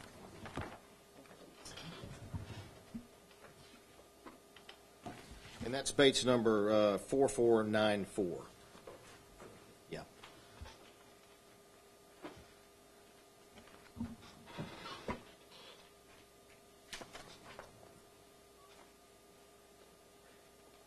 Have you had a chance to review that? Yes. Okay, you can hang on to that one because now I have a copy I can look at. Okay. This is in this letter. He references your final report. Fair. Yes. And says that he's determined that after reviewing your report that a monitor is in order for the Beaumont Independent School District to correct the deficiencies you highlighted in your report. Fair? Yes, and we recommended that. You did recommend a monitor. Yes. Okay, is that in your report or is that? Yes. Can you show me that? Let me just come Sure. back over Go to there. page 70. Section 3 of the report. First bullet. I want to tell you, I've been looking for that for 3 days. Okay, so it was your recommendation that the commissioner place a monitor in the Beaumont Independent School District to correct these deficiencies. Fair? That's correct. And it's your view, as you sit here today, that a monitor is sufficient to correct these problems that you highlighted. Fair? I cannot speak to the word sufficient. Well, you wouldn't have suggested it if it wasn't sufficient to do the job, would you? I think it's a first step. Okay.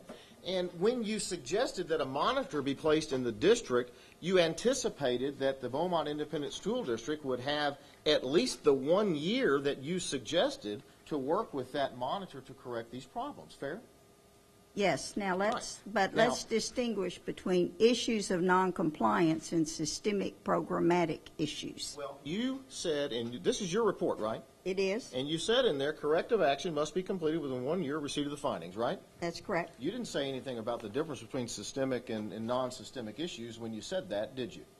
No, but Okay. noncompliance issues must, by federal law, be corrected within 1 year. Okay.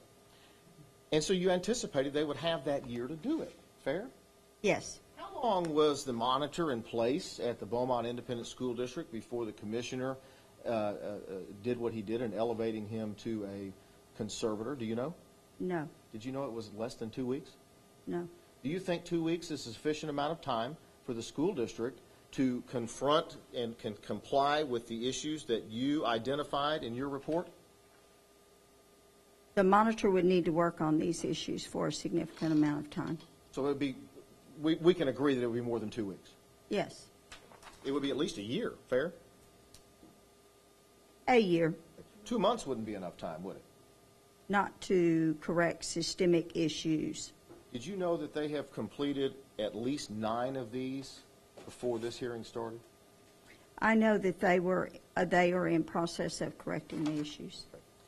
So as you look at this letter and look at Bates stamp page 4495, you see the monitor assignment for Mr. Schaefer and the bullet points that the commissioner has instructed Mr. Schaefer to do. Do you disagree with any of those? Bates stamp what? I'm sorry. You don't have that. Look at the second page of your letter. I apologize, ma'am. That letter right there, 2014 letter. You don't have the Bates numbers. I apologize. Is this the April letter or the February letter? This is the February 14th letter.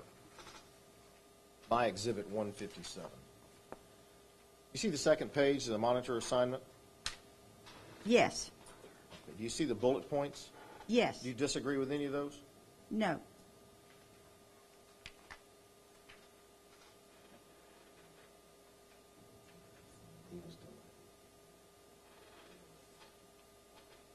Do you know if Mr. Schaefer was delayed in coming to the district after his assignment for reasons that were not his own fault? No. Do you know when he actually hit the ground at the district? No.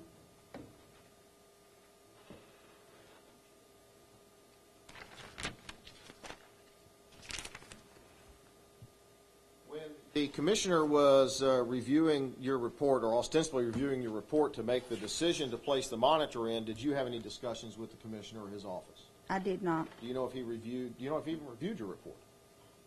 I do not. When you were interviewing the people, doing the on-site interviews and interviewing the teachers and the staff, and I think you said a few parents, did you take notes or tape record those? We do not tape record. We do take notes. Do you still have those notes? Yes, we have notes. Now, before you finished the draft of the report, did you have a wrap-up or final PMI meeting? No PMI meeting. Thank you, ma'am. I have just one brief clarifying question, Dr. Merrick. There was a question regarding paperwork being sent by other districts other than Beaumont Independent School District, to students who were assigned to the Minnie Rogers Juvenile Justice Center, and a suggestion that that may have caused substantial amounts of their noncompliance. When you received the response from the district to your preliminary report, did the district at any point, either at that or earlier, tell you that the reason that it was not providing these special education services to the students at the Minnie Rogers Juvenile Justice Center, that the cause of that was because the sending districts had not provided the appropriate paperwork to the students? No. During our interviews, the district did indicate that receiving students from other school districts was a challenge. They had put a process in place whereby they immediately contacted the school district from where the student was coming, and had a procedure in place to receive information in a timely manner. Okay. And in regards to your finding about students who were at the Minnie Rogers Juvenile Justice Center, who had individual education plans in place, and the finding that there were not enough special education teachers to provide the services called for in those plans, you were actually looking at plans that had been received or generated by the district. Is that correct? Yes. Okay. And so if a district had not sent an IEP, let's say a surrounding district had not sent the IEP, you were not considering that when you made your finding that there were not enough special education teachers to do the support called for in those plans? No, it was based upon the evidence that we reviewed with the IEPs and the staff that was available at Minnie Rogers. Okay, and so there could have been students who were there at the Minnie Rogers Center who did not have IEPs, but you were not evaluating their IEPs because you didn't have it there to look at. Is that correct? That's correct. Okay, no further questions. I just have one. Between the date of that letter right there, February 10th, I think, is that the date of that letter? February 14th. February 14th and April 14th of 2014, you are aware of no significant changes at the Beaumont Independent School District? Good, negative, anything, right? After Mr. Schaefer was placed as monitor, we have assigned reviewers to follow up with the corrective actions of the district, and I am aware that the district's working on it. Okay, so you're aware that they're working on the issues you Yes. highlighted? Okay. Yes. My question was, I'm sorry, and I confused you, and I apologize. Between February 14th, the date of the commissioner's assignment of Mr. Schaefer, and April 14th, the day he elevated him to a conservator, you became aware of no significant changes in the district, did you, in that 2-month period of time? No. Nothing further. Nothing further here. Okay. Next witness. Okay, our next presenter is Dr. Lisa Dawn Fisher.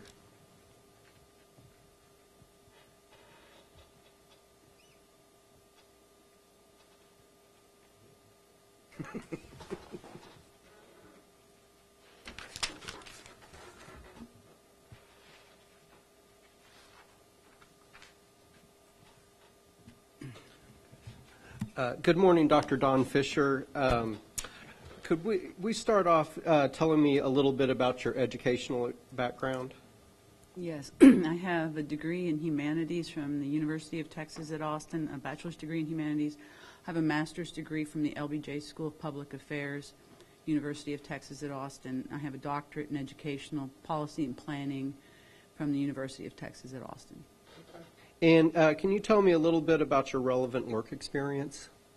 I've been working in the area of school finance for the last 18 years, most of it here at TEA. I was here for a year in the late 90s. I did private consulting for school districts and school finance for 4 years, Moat Casey and Associates, and I returned to the Texas Education Agency in October of 2002, and I've been here since that time.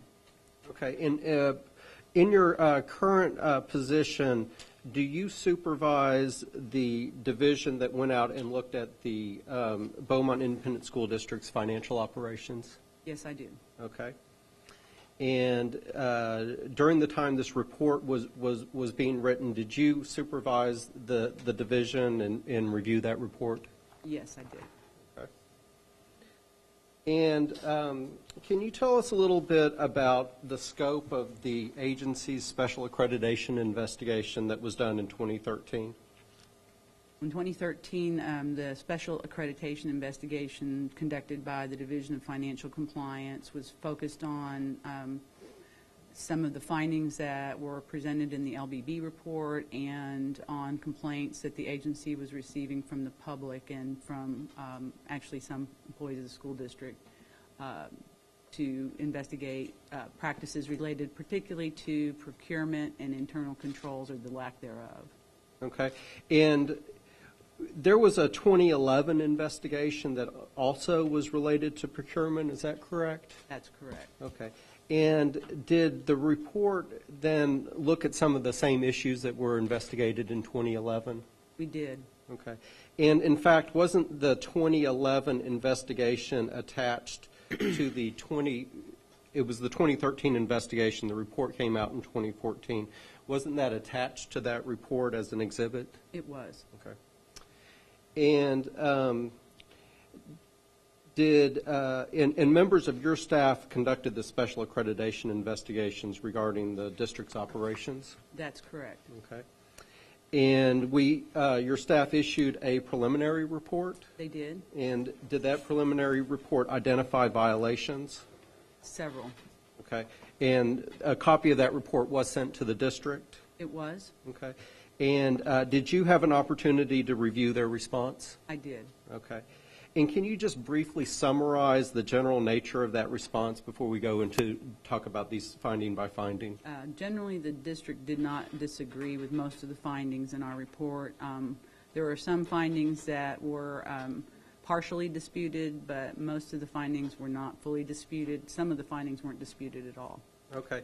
And is it fair to say that in the response, the findings that were not disputed, that the district gave you a corrective action plan for fixing those problems? Yes. Okay. So your report can be located starting with Bate Stamp, page 72. There's a cover letter, an executive summary, and an introduction. And the findings start on Bate Stamp, page 75. And could I draw your attention to that page?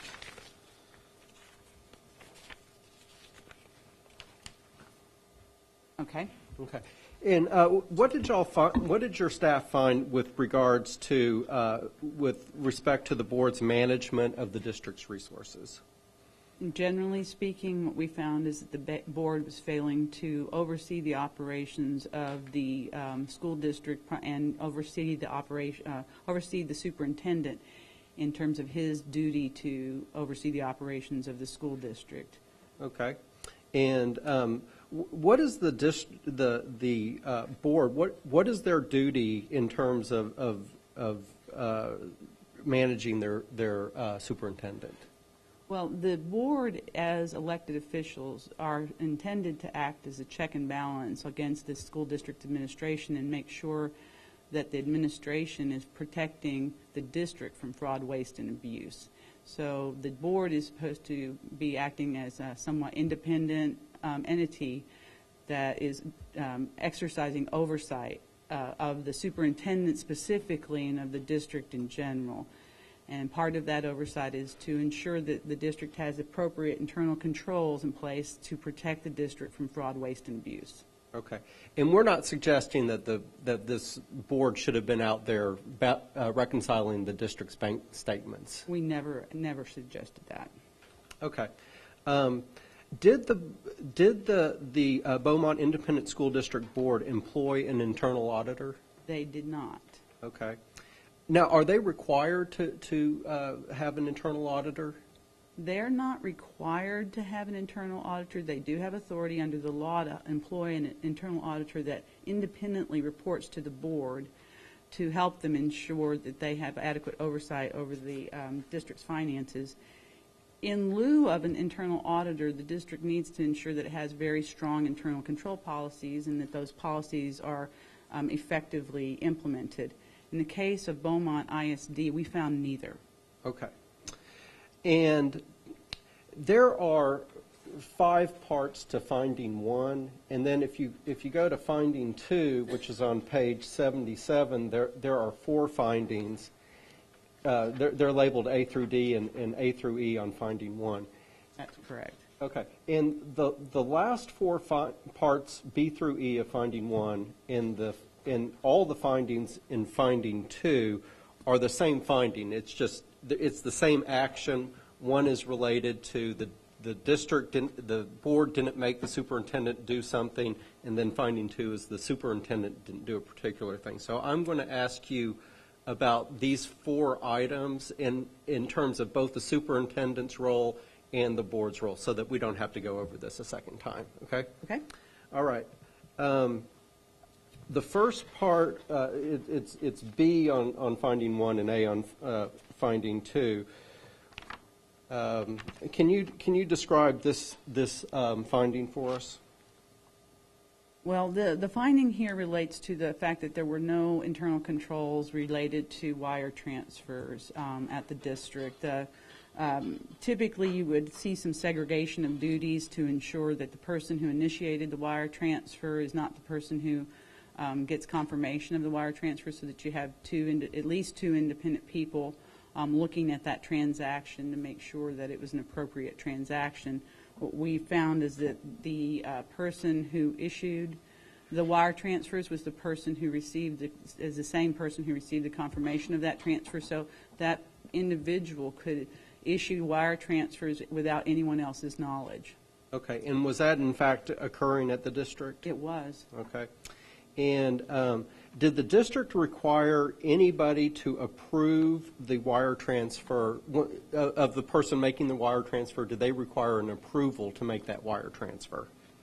Apparently not. The only person that was involved in the wire transfers was the, I think he was called the CFO at that point in time, but he was the only person involved in those wire transfers initially. And what we did find is that the superintendent wasn't the person that had the ultimate authority of approval for those transfers, but that the CFO could issue a payment and make it on his own. Okay, in a vigorous control environment, you would never let somebody both make to actually transact money without receiving approval from somebody else. Is that correct? Absolutely not. And there was a pass key that was required to make wire transfers by the district. Did the districts take any? Did either the board or the superintendent take any steps to protect that pass key? No, they did not.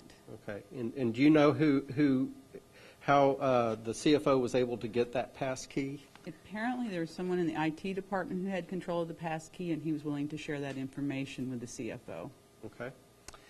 And did the district have any other internal controls that would operate to protect its resources from fraud, waste, and abuse from wire transfers? We found very little evidence of internal controls and or even policies related to internal controls. The purchasing, there are multiple vendor lists. Many people in the district are authorized to make approved payments to vendors, including all the way down to the principal level. So the purchasing is not centralized. The issues with this pass key being safeguarded or not safeguarded by the person in IT are just a couple of examples of problems that we found in terms of lack of internal controls that would allow for fraud, waste, and abuse to occur. Okay.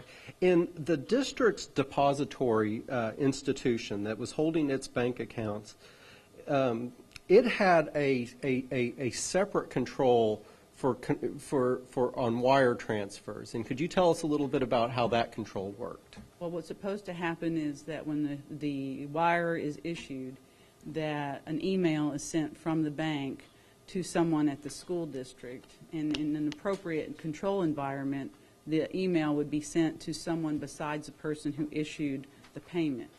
In the case of Beaumont ISD, Devin McCraney issued wire transfers, and he is the individual who was receiving the confirmation of the wire transfer, so that he was able to do it without anyone else knowing.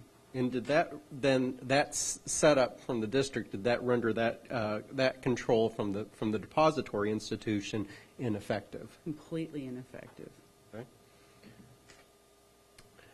And at the time that this was occurring, starting and these fraudulent wire transfers actually dated back all the way to 2010, but continued through October of 2013. That's correct. During that period of time, had the district received notice from outside entities that that its district's resources were vulnerable to fraud, waste, and abuse? On multiple occasions. All right. Can you give us some examples of outside entities during this period of time that was able to identify these weaknesses? Well, first of all, there was the 2011 report that was issued by the Texas Education Agency indicating numerous problems with the district's bond program and how that bond program was being managed, finding evidence that partly that they couldn't even justify some of the expenditures in that bond program, also finding problems with payments made to vendors, particularly some of the cost-plus contracts. They had contracts that required the vendor to bill them for the cost of their materials or supplies plus a certain percentage. their own policies required those vendors to submit invoices to demonstrate how much the item cost so that they could be billed appropriately. And the district had numerous instances of paying a vendor without having an invoice attached to that, the invoices for the materials attached. So they were repeatedly paying the vendor in violation of their own policy to have an invoice attached, a receipt for that attached to that invoice. That occurred as far ago as 2011. And then throughout the year of 2013, this district had multiple, a lot of communication from folks about problems that were going on there, including the LBB investigation. The LBBs, as they operate, each time they're on site, they do a debrief with the district on their way out of the door. So at least 3 times during the year of 2013, they visited with LBB staff who started pointing out to them that there's continued to be problems with their procurement, problems with the way their business office was staffed, that they had assigned finance operations to an individual who had absolutely no experience in finance, who was an instructional leader instead. They indicated that there was this huge lack of internal controls, and they had indicated to this school district that the functions, the board was dysfunctional in its ability to oversee the operations of the district. Then, as the year wound down, as we initiated our investigation, they also experienced the intervention of the FBI, who had been monitoring the wire transfers and had found evidence that Devin McCraney and Sharika Allison had been apparently embezzling money from the school district, and they were accused of embezzling about $4 million from the district, and that was occurring about the same time as our investigation took place. So I would say that they had, as early as February of 2013, when the LBB first was there, and again in June of 2013, they debriefed the district, including Dr. Chagua, about the problems that were occurring that they had identified. And then finally, when they wrapped up their report and issued it later that year, they had indications of many problems that were going on in the school district. Okay. And there was a prosecution, and I believe eventually a plea agreement regarding one of their contractors regarding some tax issues. And in that plea agreement, the contractor had admitted that some of the documents that were submitted and were present in the vendor files for the district had been altered. Could you tell us a little bit about that? Yes. In the information that we had regarding that prosecution, we saw that Mr. Walker had admitted to submitting invoices to the district that had been altered, and so we knew that was the case. Because of that finding in the prosecution, it was an area that we looked at again when we went back out in 2013, and we found that exactly the same problem continued to persist. Not only did they continue to have a relationship with the vendor who had already admitted to providing them with altered documentation, they continue to pay invoices from that same vendor without adequate supporting documentation. Okay. And these general failures of internal control, of supervising the district's financial resources, what are some of the consequences of that failure? Well, the fact that they're serious and persistent and that the district has known about these problems for a long period of time. At this point, we're at least 3 years that they've been aware that they've got problems with internal controls. They have been either unwilling or unable to make any corrections on their own, and this can lead to problems that would ultimately result in the revocation of the accreditation for the district. For example, one thing that can happen when a business office is dysfunctional is that they don't get their documents prepared and submitted to the TEA on a timely basis. And in fact, that has happened with Beaumont ISD as we sit here today. Their audit that was due to the agency at the end of January still has not been submitted. That has a very direct impact on their future accreditation, because under the rules for the current school financial accountability system, Beaumont ISD can expect to fail the school first system for the 2013-14 year, because a failure to submit the audit timely is an automatic failure in that system. So we are looking at potentially, when those ratings are issued in the next few days, the preliminary ratings will be issued in the next few days, I would anticipate to see a failing rating for Beaumont ISD because we still do not have that audit. That is one example of a problem that can happen. And it is a significant and persistent problem if it continues. The statute requires the commissioner to revoke the accreditation of school districts that have persistent problems with either financial or academic accountability ratings. The other thing that can happen is that the school district, in this district, does have a history of overspending, and they have, in the Beaumont report, on LBB report on Beaumont, they indicated that in reviewing documents that they saw thousands of budget amendments to a budget within a single school year, and that seems to me excessive.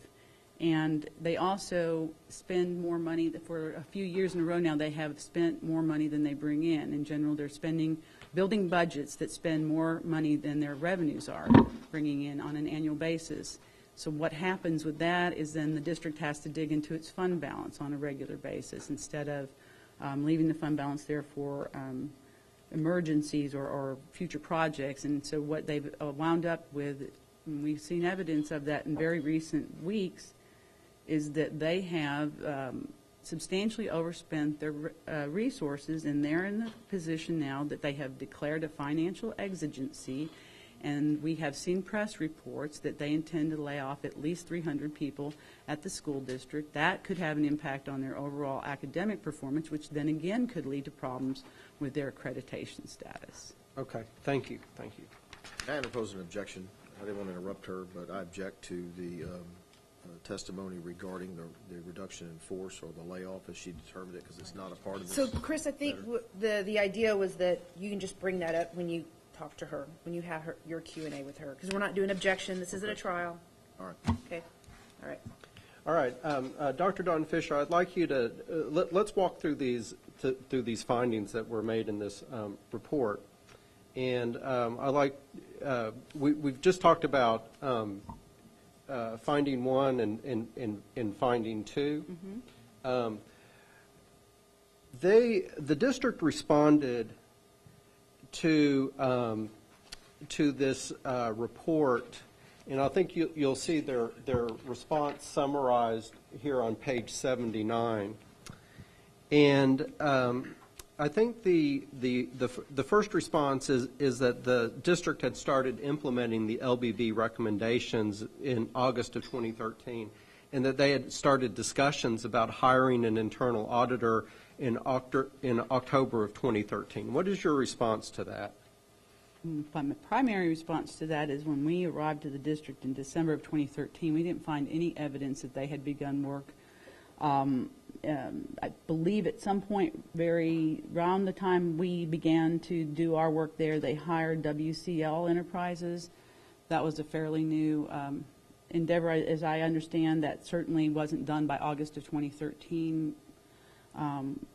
Whenever they indicated that they started implementing the LBB recommendations in August of 2013, but when we arrived, we didn't find evidence that they had begun doing that, and we certainly didn't see an internal auditor there, and as I understand, those were only conversations about an internal auditor in October of 2013, and it was their response that they chose at that time not to hire an internal auditor because they didn't feel like they needed to have one.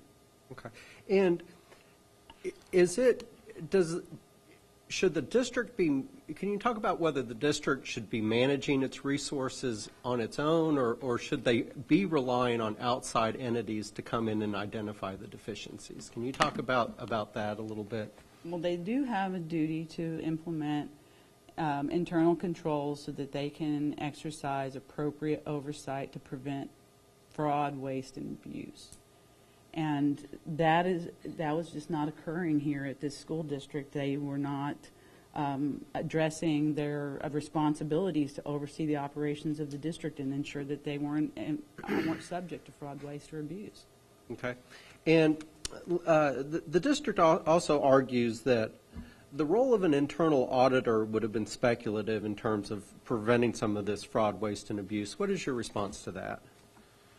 My response is that it is appropriate for the district to have some kind of oversight. And whether or not an internal auditor could have found it, we won't know because they didn't have one. Now, there are, many school districts in this state and many boards in this state that do employ internal auditors, and they are effective at finding problems with internal controls. And the problem here at Beaumont ISD is there were no internal controls, there was no internal auditor, there was no one trying to exercise oversight to make sure that there were internal controls in place. And the whole, especially financial operations are so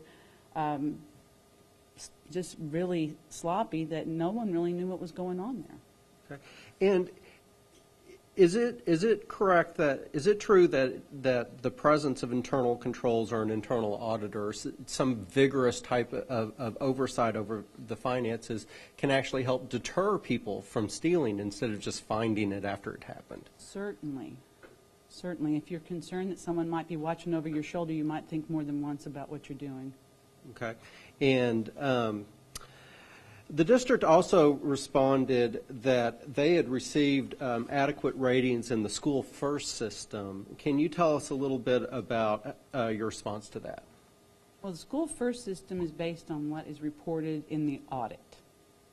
So what the ratings that we issue from School First are based on what the audit findings are, and we pull those audit findings to develop a rating. The School First system is not a system designed to detect fraud, waste, or abuse. Okay. And who hires the external auditor? The board. Okay. And who's responsible for supervising that external auditor and reviewing their work and rehiring them the next year? It's the district. And the idea here is that external auditor is examining the financial statements prepared by the district and reporting to the board as to whether those financial statements accurately reflect the financial condition of the school district. Okay. And I guess their last response is that that no internal controls can prevent collusion. Because there were two people at one point, that there were two people who were involved in this. And I want to draw your attention to Bait Stamp page 78,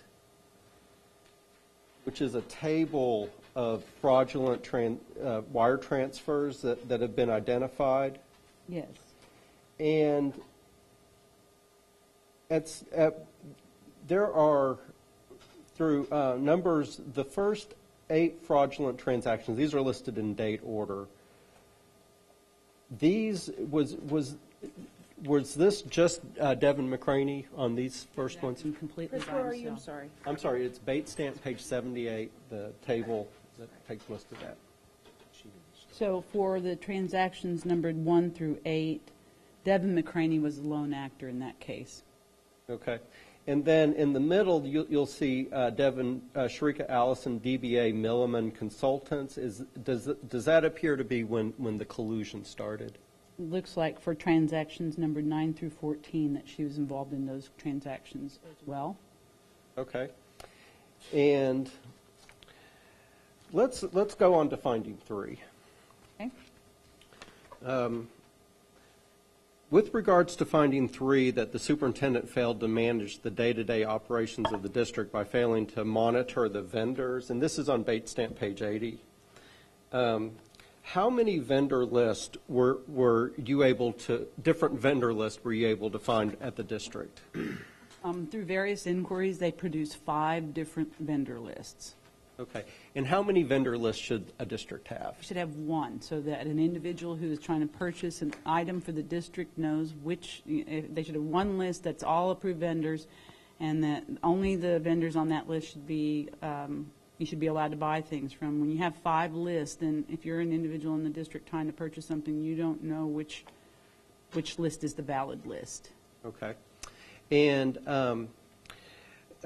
districts have a responsibility to report payments made to certain entities, and that the payment of those, it's reported on a Form 1099, which anybody who's been an independent contractor receives instead of a W-2. Did we find evidence that the district was ensured that all of the appropriate vendors received their 1099s? We found that they had not, and we found part of the problem being that when a vendor begins a relationship with a school district, they need to submit a form called W-9, which establishes their relationship with the district and allows the district to then determine whether or not they should be issued a 1099 at the end of the year. The district wasn't consistently collecting W-9s up front for all of its vendors, and so therefore was not consistently issuing 1099s at the back end for all those vendors. So we found numerous instances where either one or both of those documents were missing for a vendor on one of those 5 lists. Okay. And for a business, when it submits its W-9 and it's a business, it'll have a tax ID number that's much like a Social Security number for individuals. Is that correct? That's correct. Okay, and those tax ID numbers are unique. So one company, if it's a Milliman consultant, it would have a single tax ID number. Is that correct? It should, yes. Okay, and I'm going to draw you back to page 78. And I want you to look at item number 9. Yes. And you'll see this, the account holder was Sharika Allison, DBA Milliman Consultants. Do you see that? I do. Okay. Now, they have a vendor who works with their workers' comp account that has a similar name to this Milliman Consultants. Are you aware of that? I've heard that, yes. Okay. And the deception here was that they just changed the name a little bit, so it looked like it was just a misspelling. Is that what you understand? That's my understanding, yes. Okay. And and they deliberately chose this to try to hide this. Is that what happened? It would make it much easier, yes. Okay. And if they had their vendors all in one list, all identified by their unique tax ID numbers, it wouldn't have looked like a misspelling. It would have identified this as a different vendor, correct? Yeah, and strong internal controls would have been trying to match up those tax ID numbers with vendors before any kind of payment was issued. So this very persnickety violation of saying you didn't have all these forms, this really is an important driver to an internal control system, if they had a proper internal control system. They might well have caught this transaction had they had a proper internal control system, right? And particularly when they created this company and it issued to a company. And as I said, if they had had a proper internal control that was matching tax ID numbers to vendors and upon issuing a payment from their accounts payable department, then they might have caught that transaction at that time. Okay. And so is it fair to say that the comptroller and the CFO, they knew where all the weaknesses in the internal control systems were? Is that correct? Yes, they knew where opportunity existed, and there was a lot of opportunity here. And in both of these instances, they just exploited those weaknesses? Absolutely. Okay. And did they dispute this finding? They did not dispute the finding that they had apparently been robbed. Okay. And then let's go to Bates Stamps page 83. That's finding 4. This is, again, the superintendent failing to manage the day-to-day operations by failing to ensure that the laws and regulations regarding procurement were followed. Is that correct? I'm sorry, are we on page 81? Page 83. 83. Finding 3. Oh, I'm sorry. Yes, I just page want to make 81. sure we're on the same page here. 81? My notes are wrong, it's 81. At the bottom of page 81, we have finding number 4. Yes. I'm sorry, what was the question? The district, was the district bidding all of its, it's required to bid contracts where in 1 year they would pay a vendor more than $50,000. Were they bidding all of these contracts? We found evidence that they were not. And specifically with some printing and catering contracts, is that correct? That's correct. And these vendors, did they have valid enforceable contracts with the district? We couldn't find them. And had the district implemented adequate procedures regarding the invoicing, payments, and procurements regarding these vendors? No, we did not believe they had because for an example listed under item B here, Designergy, I'm not sure how to say that really, but and Printica, these two businesses were owned by the son of one of the district's employees, Patricia Lambert. And she was approving payments to both vendors, even though they didn't have valid contracts in place. And she was approving these payments to essentially her son's companies, which was a violation of the district's own policies and the federal law. Okay. And did the district have an internal control that would have prevented this type of abuse from occurring? Apparently not. And has the agency previously identified to the district that it had problems with its procurement processes that are similar to the problems that are identified here? We did in the 2011 report, yes. Okay. And did the district disputed a portion of this finding as it relates to the 2011 investigation and the procurement violations found there, noting that their vendor had not been found guilty of fraud and therefore there was no violation. What is your response to that argument? Well, I find it troubling that the district would decide that they did not suffer from having paid invoices that were not accurate, and having multiple opportunities to learn that they were receiving invoices and paying on invoices that didn't even follow their own policies, may or may not have been accurate. They continue to have a relationship with that same vendor is troubling, and then it's even more troubling that they allow that vendor to continue to receive payments without adequate supporting documentation. Okay. In fact, they argue that they had no heightened responsibility for this vendor. Would you consider the alteration of documents to be a thing that would happen with a vendor that would make you more vigilant about looking over what they're submitting? Absolutely. And does it require a criminal conviction to remove a vendor from your vendor list? No. With regards to our fifth finding, which is on Bates stamp page 84 regarding conflict of interest and disclosure laws. Yes. Can you just briefly describe this is a finding relating to a particular item that was with a board member, and can you describe what the finding is here? Initially, upon reviewing board minutes, we found that a board member, it appeared, had voted on a contract for a vendor, and the vendor was his employer.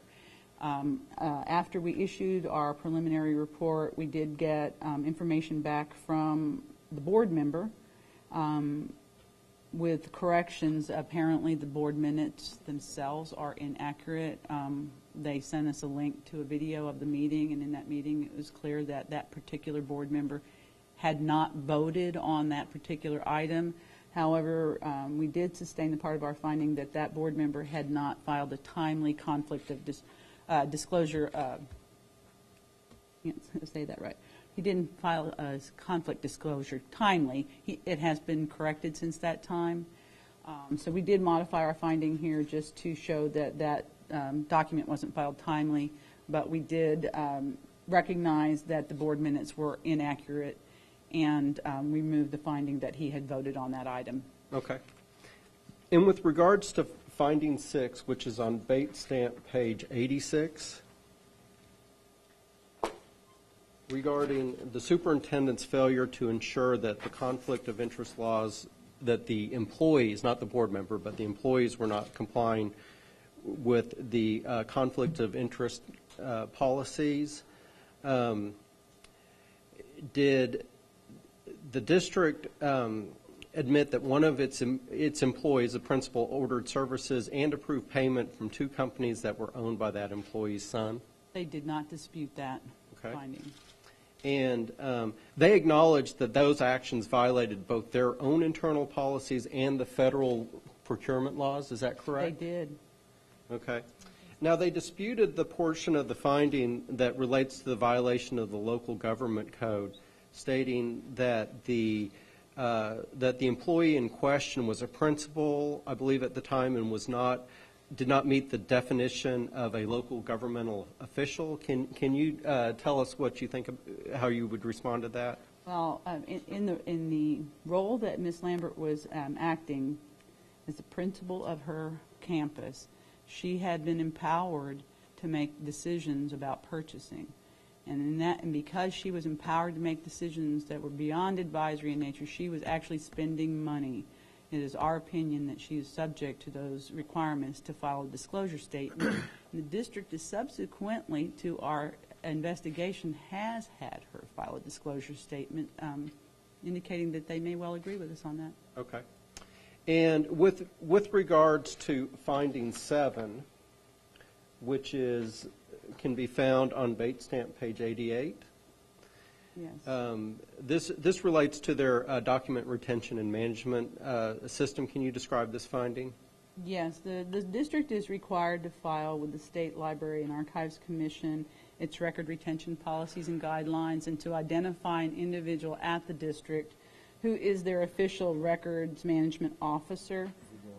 Upon reviewing the documents that the district had in place, we found that even though they have a policy that's dated from March 2011 for records retention and guidelines, that the schedule on file at the Library and Archives Commission was the record retention policy from 1990 and had not been updated since that time. Okay. And has the district appropriately identified their record management officer in compliance with the laws?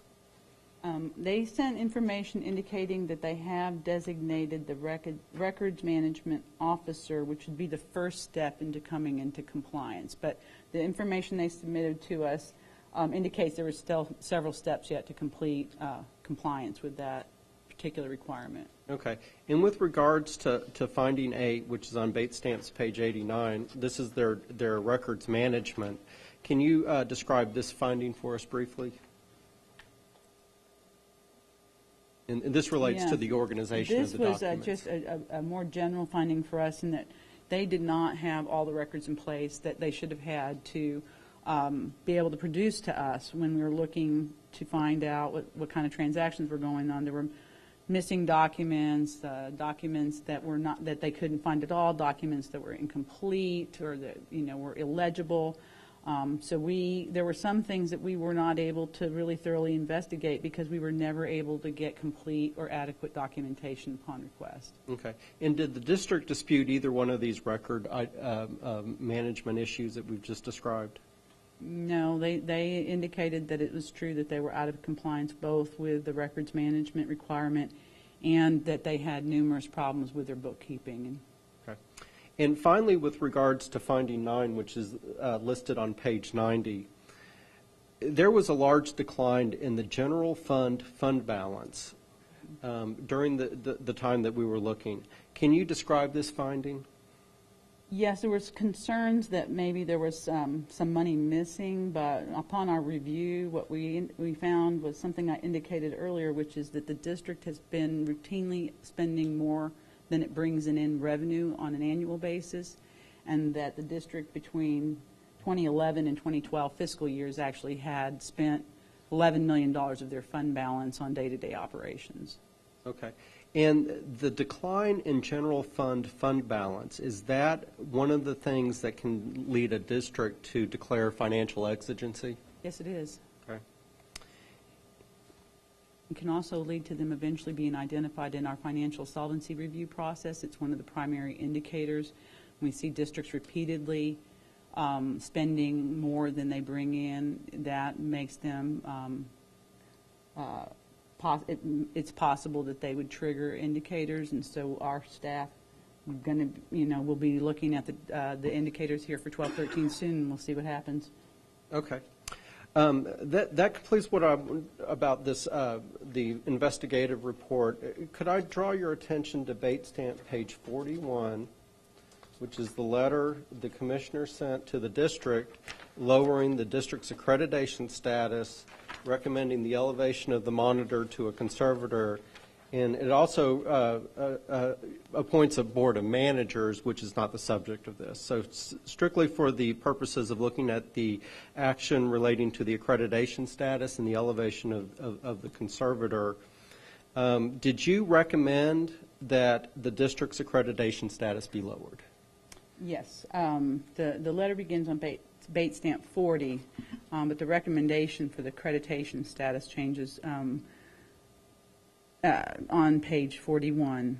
And yes, we did make this recommendation to lower the accreditation status after our investigation of the financial compliance piece was finished. Okay. And did you consider just the financial compliance report, or did you also consider the special education report also? I considered them collectively. Okay. And can you, the reasons for the lowering of the accreditation status are listed here in those 4 paragraphs. It's really the last 3 paragraphs on Bate Stamp page 41. Can you tell us a little bit about the district's serious and persistent deficiencies? Yes, well, in the PMI report that was issued, they found numerous problems with the special education population, and that was not the first time the agency had found problems in their special education program. Also, looking at the report that Division of Financial Compliance issued, we find that there is, again, serious and persistent deficiencies in the operations, the financial operations of the district. And again, that was a repeat finding on this district from the TEA. And so given the fact that this was a repeated problem that we've seen both in the program area and the financial operations of the district, then I recommended that we lower the accreditation to probation because of the serious and persistent nature of these problems that can eventually lead to revocation, because the idea with the lowering of the accreditation status is that it provides the commissioner an opportunity to intervene in the district and try to get things going in the right direction again, so that the district does not wind up with a accreditation revoked status. Okay. And are those interventions designed to help the district prevent that from happening? That's exactly why we go in. Okay. And in your report, you've identified internal control problems. Do material weaknesses of internal control, can that lead to the district failing school first? Yes, it can, especially when they can't get their audit in on time. Okay. And what about a declining fund balance and the necessity to lay off staff? Can that lead to problems that could lead to the district's revocation? Certainly, depending on how the district was originally staffed and what happens at the end of a large reduction in force, that could have an impact on the educational delivery system at the school district if it's not done carefully, and it could then ultimately impact the performance of the students. Okay. And then declining fund balance, is that an indicator in the school first system? It is an indicator. It's an indicator in the financial solvency review process. It's more important in the financial solvency review process than in the first process, but it's an indicator in both systems. Okay. And in this next paragraph, we talk about the necessity of these interventions to address the district's deficiencies in areas of special education, financial management, and legal compliance. Can you tell us a little bit about how this why these interventions are necessary to do that? Well, it's very important in terms of the program piece that the students receive their entitlement to free and appropriate public education. Well, if the district is having problems with staffing that program and is having financial problems with the financial operations, that's going to jeopardize the ability of the district to deliver FAPE for those students. It's also going to cause overarching problems with the district and its financial operations, trying to figure out. This district has had a hard time just trying to get a handle on where it stands with its own budget. And we have a lot of evidence that they have difficulty tracking the money that even inside the district itself. And so when we have a district that can't get a handle on its financial operations, we have great concerns about its overall financial health and integrity. Okay. And in this third paragraph, in this fourth paragraph, you talk about the seriousness, extent, and persistence of the deficiencies. Can you explain that? Well, again, both of the reports that I used to base my recommendation are not the first time that this agency has issued reports of a similar nature regarding the problems at this district. We also have the LBB report indicating that they found very similar problems, and LBB had a lot more time to look, so they found even more persistent and systemic problems than we were able to identify in the time we were on site. And finally, the FBI has arrested, indicted, and I believe prosecuted 2 individuals at the district for fraud. Okay. And then finally, you talk about that there's a substantial imminent threat to the welfare of special education, of their special student populations. Can you talk a little bit about why that requires a lowering of their accreditation status? Well, we have a duty to make sure that those students get served. And we know that they have been, the district has been challenged in being able to serve them appropriately. The PMI report indicated several instances where either students weren't being served at all or were being served inadequately or inappropriately, and that creates a problem for their the performance of those students and for their compliance with the federal law that requires them to deliver the free and appropriate public education. And finally, this letter states that the deficiencies in the district are a threat to the public interest. Can you explain that for us? Well, the public interest is the interest that the community has in serving all of the students for Beaumont ISD, and with the district's current situation in terms of its financial operations and financial problems that it's having, then I think it calls into question their ability to serve the children in the school district appropriately. Okay. And then the last thing I want to talk about is the conservator appointment. That is on Bait Stamp page 42. Yes. And there's a reference to our Rule 97.1073C, and I put a copy of that up there. Do you see that? I do. And I've given a copy to everybody. It just recites the rule. So could you tell us why you think, looking at that rule, why you think that this district needs a conservator?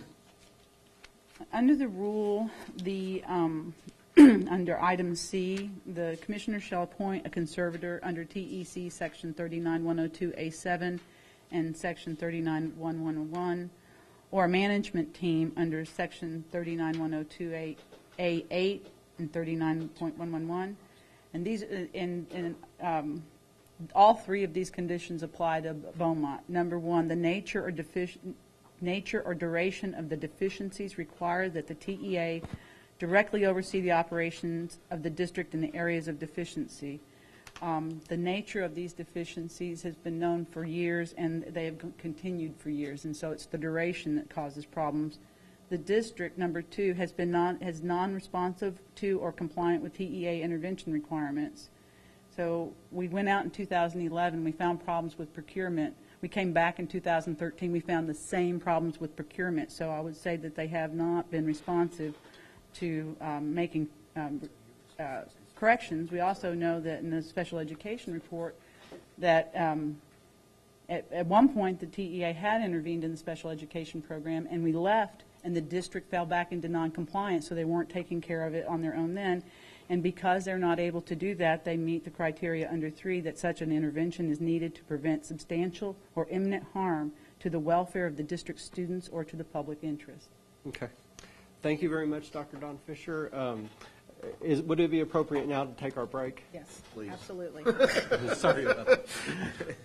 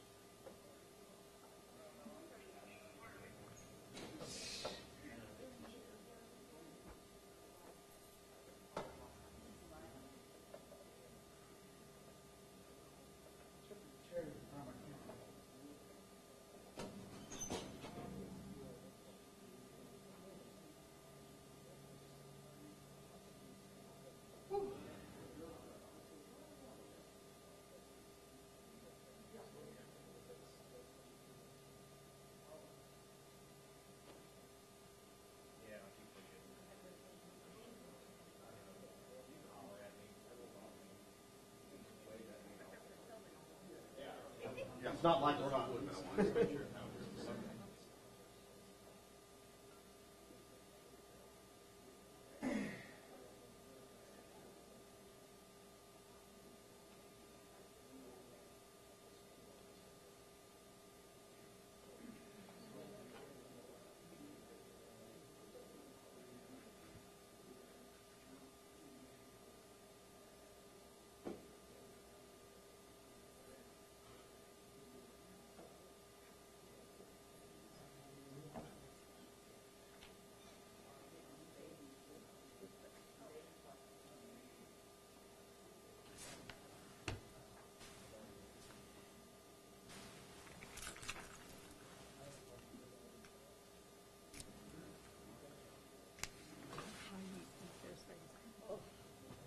I eat them all the time. I usually when I'm in trial, I eat Paul's. Paul's? Oh yeah, keeps your mouth wet. Keeps you from getting congested. But I left my briefcase in the car, so I don't have them.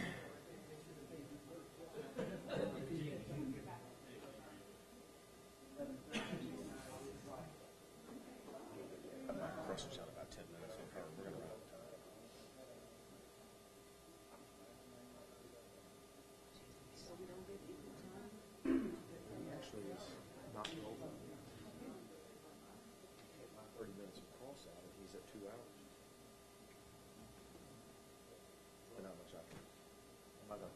If he goes 5 minutes over, I'm not worried.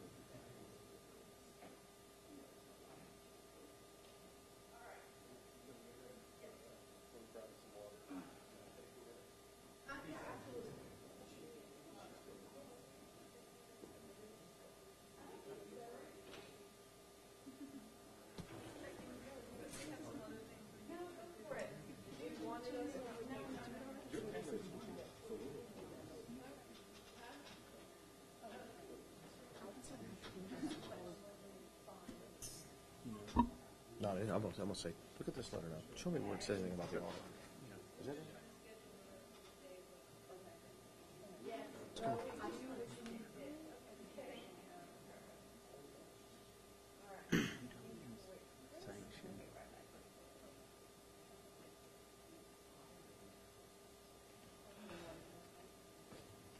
Right.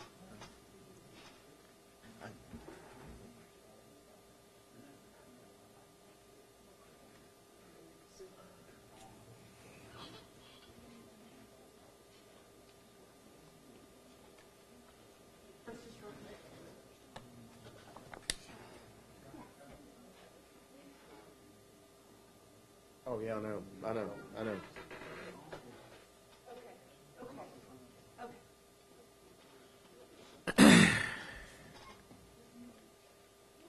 All right. You ready? You ready? I am. Great. Ms. Dawn Fisher, my name is Chris Tritico. You and I have met before, haven't we? We have, I think I got to cross-examine you a year ago, didn't I? sometime back, Maybe it was yes. 2 years ago. Probably 2, Has it yeah. been 2 already? I think so. How long I've You seen didn't you? forget, did you? I have. You still have that book open to the notice letter, Which notice? page 40? Yeah, I do. Okay.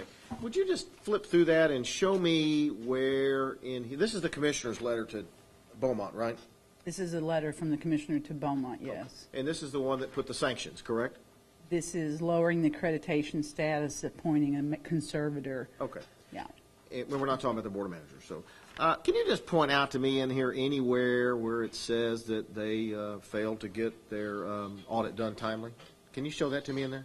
It's not in here. Okay. They didn't get any notice that was going to be an issue at this hearing today, did they? I think they know that they haven't turned their audit I'm sorry. in. My question is, in that letter, there's no notice to them that was going to be an issue here, is there? No, the notice Right. is that they've got problems. But not with respect to an audit. Fair? Persistent financial And management my question problems. is, there's no notice in that letter about the audit, correct? Did not specify the audit All in the right. notice. Now, show me in the letter where it says that the reduction in force, or the layoff, as they've been calling it here, is going to be an issue in this hearing today. Is that in that letter? There is nothing in the letter about the layoff. All right. Show me in there where there's any notice in this letter about the fund balance. Is that in here? The notice about financial management covers all financial operations, Is there- including fund balance. Does it say that your fund balance is going to be an issue in here? We did not detail every issue that we had problems with. As a matter of fact, there is no issue with the fund balance, is there? You found no violation of the law or regulations with respect to the fund balance, And didn't we you? never said that in the finding. Okay. We agree. Now, I'm sorry, you went to the University of Texas, is that right? I did. It seems that everybody here did. It's convenient. What was you have a humanities degree? Yes. And then your master's, I didn't get what your master's was in. Public affairs, Public affairs. And your PhD? educational administration. Educational administration. Are you a CPA? No, Do you have a degree in finance? not specifically finance. In humanities, did you study finance? I didn't study humanity, and finance was not part of my humanities program. It was part of my master's and doctoral program. Master's and doctorate. But it wasn't the focus. For my doctoral program, I wrote my dissertation on school finance. You I did? could say Okay. that, yes, it's very heavily focused on Okay. finance. Have you ever worked in a school district as a finance manager or director of finance or a deputy superintendent for finance or a CFO? Not in a school district. Have you ever managed the financial affairs of a school district? Not of a school district. Now, you went in and did your investigation beginning when? I believe that we started in December on site. Okay, December of 2013. Correct. That was after the LBB had completed their on-site work. That's correct. Did you already have the LBB report when you went on-site? We did. Okay. The LBB did not discover, did we already know about the theft from the district at the time the LBB was there? Not when the LBB was there, Okay, they didn't discover that, did they? not to my knowledge. Okay. Now, y'all were there in 2011, right? We were.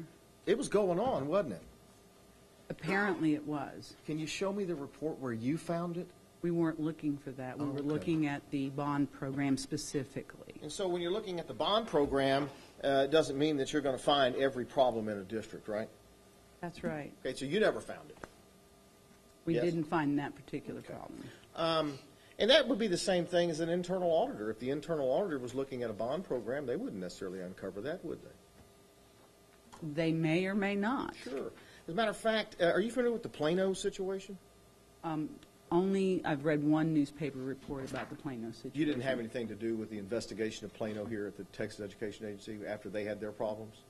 No, I read the article in the newspaper. Well, then you read the statement by their internal auditor that said there was no way I could have found this. Did you see that? I don't recall that. I recall that one of their own employees found the problem, though. Right. And did you know that, quite frankly, that that studies have shown that internal auditors only find 14% of internal theft, but tips and reports from employees make up 42% of those? Did you know that? I'm not familiar with those statistics. That wouldn't justify necessarily a school district that's struggling financially with the extra expense of an internal auditor, would it?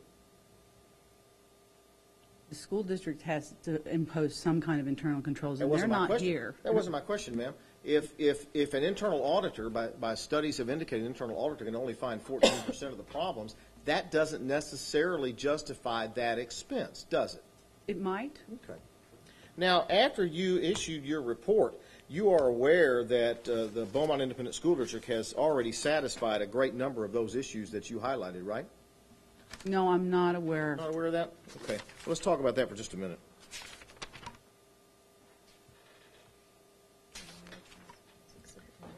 Look at Exhibit 9. Of our exhibits, I'm sorry. I'm sorry, let me do it this way, ma'am. Page 1797. That'd be easier for you.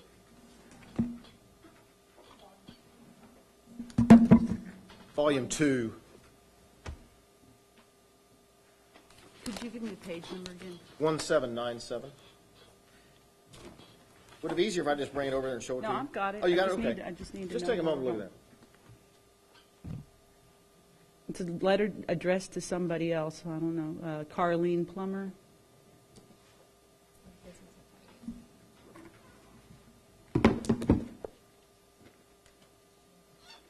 What was it again? 1797, Volume 2. Our Exhibit 9. Okay, got it. So that indicates to you that they've changed their wire transfer policy at the district. Is that with the bank, right? That's what this letter seems to indicate, Okay. yes. That's what you expected, right? I would hope that they would do at least that at How minimum. many districts in Texas, school districts in Texas, have a specific policy dealing with wire transfers? Do you know? I would hope every single one of them. Did you know that the answer is one? Did you know that? I would be surprised to hear that the TASB policies don't cover areas like that. Gosh, did you know that TASB doesn't even recommend a wire transfer policy to school districts? Were you aware of that? No.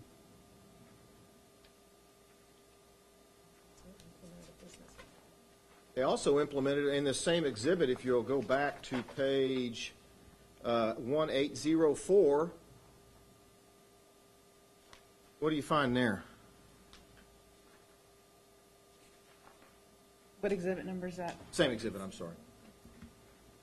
It's a page that says updated April 25th, 2014.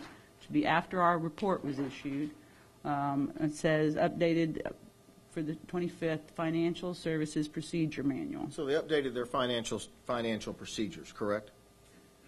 Yes, after numerous notices that they were deficient.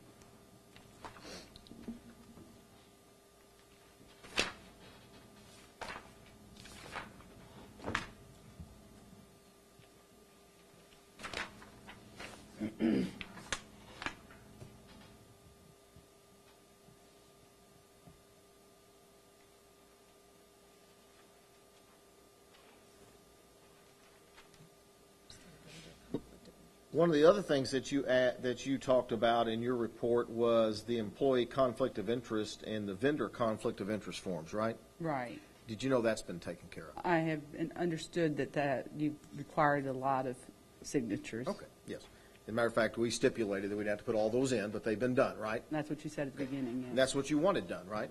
Yes, it needed to be Okay. done. All right. And the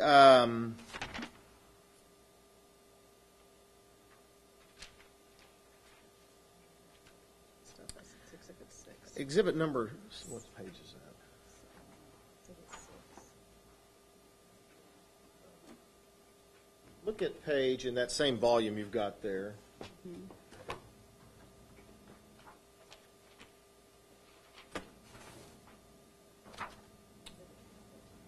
1393, page 1393, exhibit number 6, if it'd be easier for you.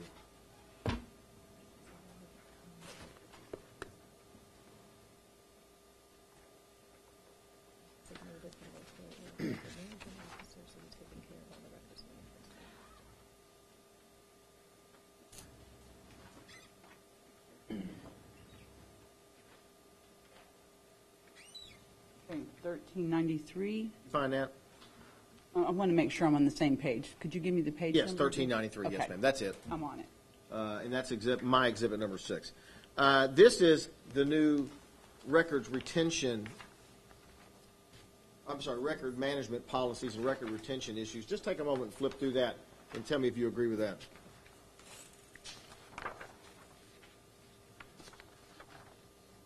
Yeah, that's what this looks like. So they complied with that? After the date of our final report. Sure.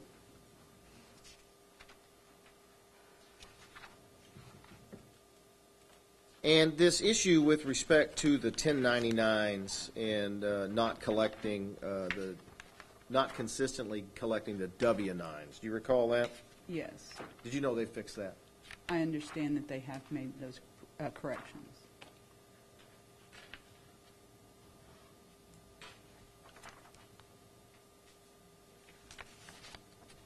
And you do agree with me that the law does not require them to hire an internal auditor, right? I agree that they're not required. Okay. Do you know that they've done it? I have understood that they have recently appointed an interim internal auditor. Okay, well- In the last couple of weeks Sure. after the accreditation was lowered. Okay. So they've done that. Even though they didn't have to, they've done that. On threat of a lowered accreditation, yes, sir, they have. Ma'am, I only have a limited amount of time, and I don't want to argue with you if you wouldn't argue with me, okay? Okay. If you just answer my question, I'd Pointing it really out. appreciate it. It's a I'd really fact. appreciate it if you just answer my questions. What's number 6?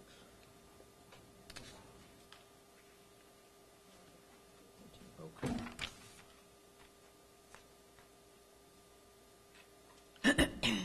Now, you talked about the fact that you took into account the special education investigation when you made the recommendation to lower the district's accreditation status and asked for the appointment, the elevation to a conservator. Is that right? Yes. You would agree with me that Dr. Merrick is far more qualified with respect to analyzing and making recommendations regarding special education than you are, correct? Yes, and I relied on her report. My question was, you would agree with me that she's far more qualified to make those recommendations than you are, right? And that's why I relied on her report. And her report said that all they needed was a monitor, right? Her report Yes or no? followed the procedure to start with a monitor. Okay. And how long was that monitor there? The monitor, you went over that with Dr. Mark earlier this morning. About 2 weeks? Well, the appointment was 2 months old at that point. Right, but he'd only been there about 2 weeks, right? According to your testimony, yes, sir.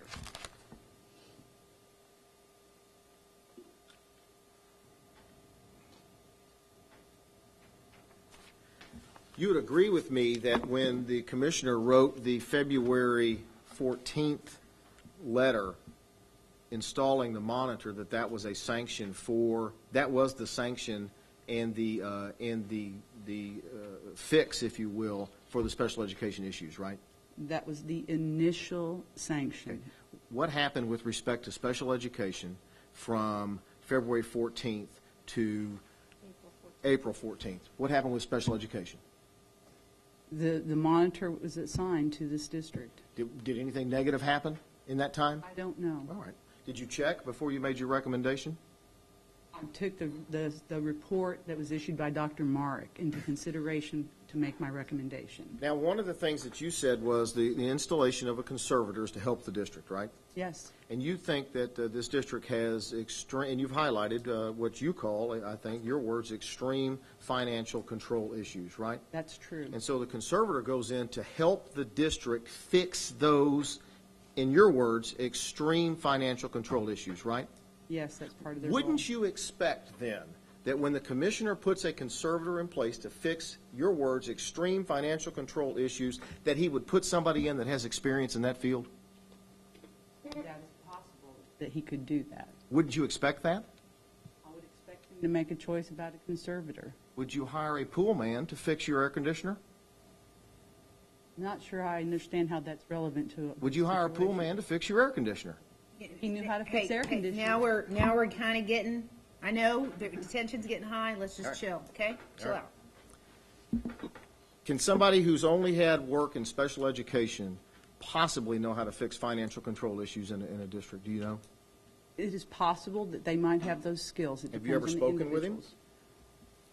If we, are we, you ask about a person, or would you Have want you to name a spoken with person? this Mr. Schaefer? Have you spoken with him? I have just met Mr. Schaefer this morning. Okay, so you've never talked with him about whether or not he's got the sufficient skill and ability to fix or help the district fix the financial control issues that you've highlighted? I did not select Mr.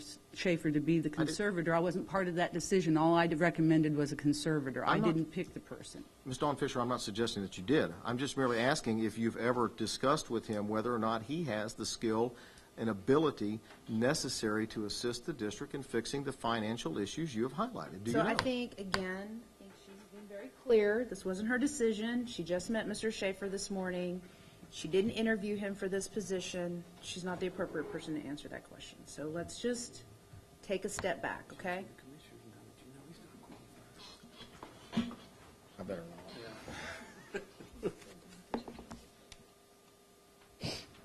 So, who is the appropriate person to ask those questions to? About the selection of the conservator, I'm not entirely sure, but I know that the conservators are appointed in a different shop under a different associate commissioner.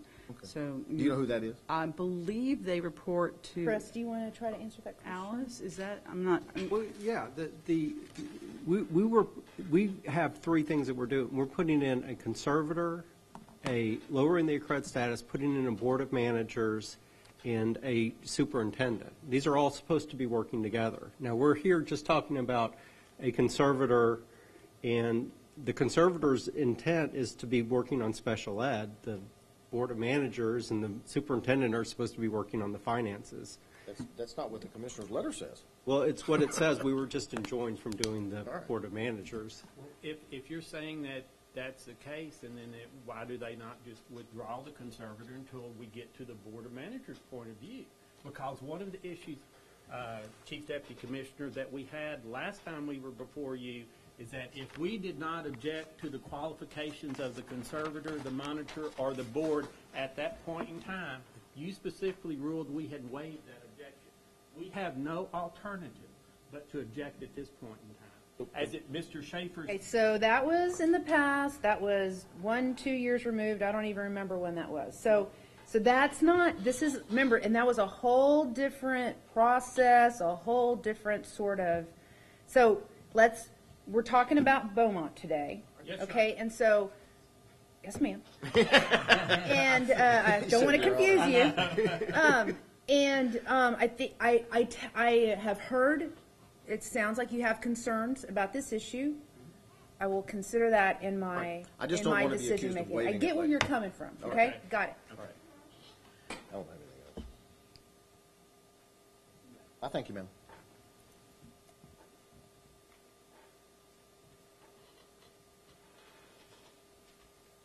You done? Yeah, well, I'll turn it over to you, Mr. Critico. Okay. Yeah, Mr. Rainey is going to outline our legal arguments. And I gave you our brief. That's the original. Yes. Do you need another copy, or is that all you need? That's the original for the file. I didn't know if you wanted one to write on. Oh. I'll be happy to No, give you I'm one. fine with this. This Okay. is fine. This All is right. fine. See? Yeah.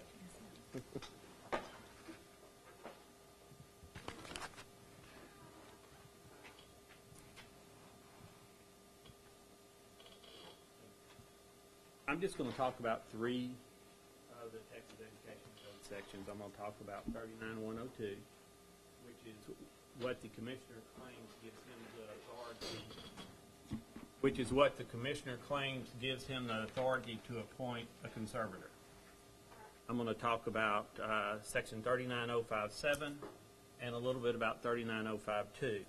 What I'm not going to talk about is 39056, because as they put testimony on here today, is that the PMI could have been a result of a special accreditation investigation. There is, and you can lower a district's accreditation. I mean, they talked about it being an on-site visit. You can lower a district's accreditation rating pursuant to an on-site visit. But the commissioner didn't claim that. The commissioner didn't claim that. What they've lowered the accreditation to, as you just heard, was the special accreditation investigation. Okay? So 39056 is off the table. So when we look at 39102... 39056, right? Okay. Yes, ma'am. When we look at 39102, which gives the commissioner the authority to appoint a conservator, they have to go through, it's actually 39102A7. So they have to go to A before they get to 7. 39102 allows the commissioner to proceed to 7 if, 1, they do not satisfy the accreditation criteria under 39052. We know that's not the case. They've already satisfied the accreditation criteria. Or if the academic performance standards under 39053 or 39054, if they failed those. They haven't failed those. Or if any financial accountability standard as determined by Commissioner Rule, which is the first. They haven't failed that. So they can't even get to A. Ms. Reynolds, they can't get there. They cannot appoint a conservator at this point in time. What they can do is wait until what the prior witness just testified, and if they failed the first, then they can use that as their entrance into 39102A to get to 39102A7. So they are precluded by statute from appointing a conservator. To take it one step further, and I'm not going to beat a dead horse, but we object to the qualifications of Mr. Schaefer as a conservator regarding our financial controls. That's an issue that they have under the SAI, the Special Accreditation Investigation. What do? Is they appoint somebody to oversee the district in this extreme financial time, which the commissioner deemed a critical juncture, but appointed somebody that has no idea, has never been involved in it, does not know anything about the running of the financial aspects of a district. As to accreditations and his qualifications to serve as a special ed monitor, no complaints. The district opened their arms and welcomed him in. We have not heard one piece of testimony that the district has done anything wrong between the time that he's walked in that door and today. They have no allegation of any problems with the special ed, that they're not complying or if they're not doing anything regarding special ed. So first thing, they can't appoint a conservator under 39102A7. 2, we object to the conservator that they did appoint. 3, 39111 requires the commissioner, when he's appointing a conservator, to clearly define his duties. What the commissioner said is that he is appointing the conservator to, quote, oversee the operations and ensure the district is taking appropriate measures at this juncture. That doesn't clearly define his duties, Ms. Reynolds. It is as broad as it can be, and it does not define his duties. Not only does it not define his duties, how in the world is he going to assure the district's taking appropriate measures at this juncture as it relates to financial control if he has no experience? So we object under 39111 too. What the commissioner is doing, what are the numbers? what Ms. Fisher is doing. Dawn Fisher. Dawn Fisher is doing, is, and we object to this too, is that they're retroactively applying a sanction for something that they've already been punished for. They're retroactively increasing that sanction. What happens is that the commissioner says, and the experts on special ed come and say, what you need at this point in time is a monitor. And that, that in their opinion was correct. And what they did is that they appointed somebody, and they did something that was reasonably calculated to help the district. That's what the regulations require. That's what the statute requires. That's what the intent under all of these statutes are under Chapter 39, is do something that's reasonably calculated to help the district improve. That's what they did. But what they're doing here is that after the district has opened their arms to the monitor, to Mr. Schaefer, and after they have foregone their opportunity to have a record review like this, and after they've foregone what little due process, procedural due process they have under the Texas Administrative Code, the commissioner retroactively increases that punishment for the PMI. She sat there, Ms. Dawn Fisher sat there and testified she took it into consideration. You can't do that. You can't do that. You have to allow them the opportunity. Had they known this was going to happen, and we had known at the beginning, we would have requested a record review at the initial time. But once the commissioner visits the punishment or the sanction of appointing a monitor, he cannot retroactively go back and increase that punishment for conduct that's already occurred. Now, I agree that if there would have been something from the special ed monitor or some complaint that the district did not take care of between the appointment of the monitor and the visitation of these harsh sanctions on this district, that might have been appropriate. But again, we would have been entitled to a record review at that point in time. But so we're objecting to the retroactive assessment of this punishment. So say that again, the record review when? You would have wanted a record review Well, when? if we would have known at the point in time that this was just the initial sanction and it wouldn't take any further conduct for the commissioner to be able to increase that sanction or any further wrong conduct to increase that sanction, that's why we lived with the monitor and didn't request a record review. Okay? 39, what they're trying to do is they're trying to use, let me just start off, 39057, which is a special accreditation investigation, which Ms. Dawn Fisher testified that the lowering of the accreditation and the appointment of a conservator was done pursuant to. 39057 says that you can only take appropriate action under subchapter E. What the commissioner is doing is he's citing 39052 as a basis for the lowering of the accreditation and as a basis for appointing the conservator. 39052 isn't in subchapter E. It's in subchapter C. The commissioner cannot do it because what they're trying to do is say that we're going to take this SAI special accreditation investigation and we're going to use it as a basis for lowering your accreditation under 39052 because it's regarding a special population. But 39057 specifically precludes that. You cannot take action under subchapter C. You can take it under subchapter E. What they're doing is they're doing indirectly what they cannot do directly. If they can't do it under 39057C, they can't 057D, which precludes subchapter C, they can't do it under subchapter C. 39057 says it specifically in there says you can lower accreditation, but it doesn't say you can lower accreditation pursuant to 39057C. So they could do it pursuant to 39057C.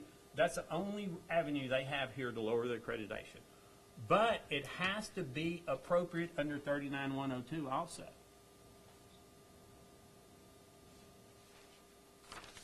You mean 39052?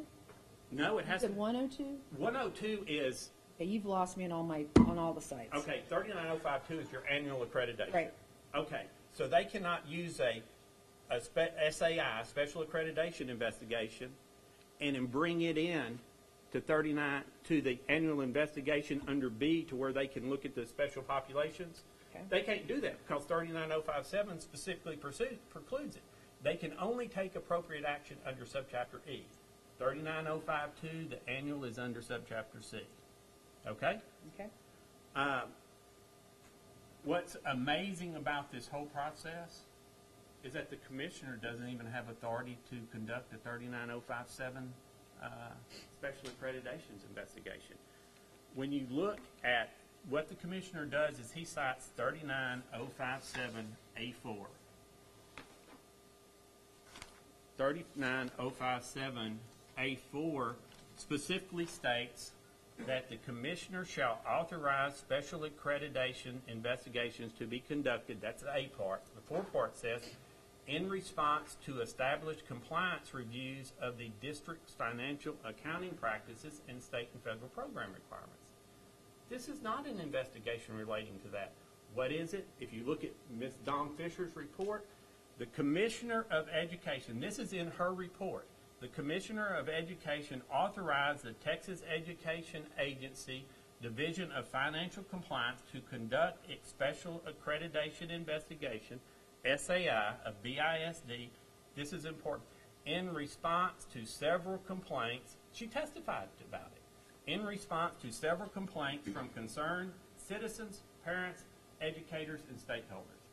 That is not a reason to conduct a special accreditation investigation under 39057A4. That's what the commissioner specifically cites in his letter, in the notice letter of the special accreditation investigation. He specifically says it's based on the need to answer questions in response to allegations concerning financial accounting practices. That is not 39057A4.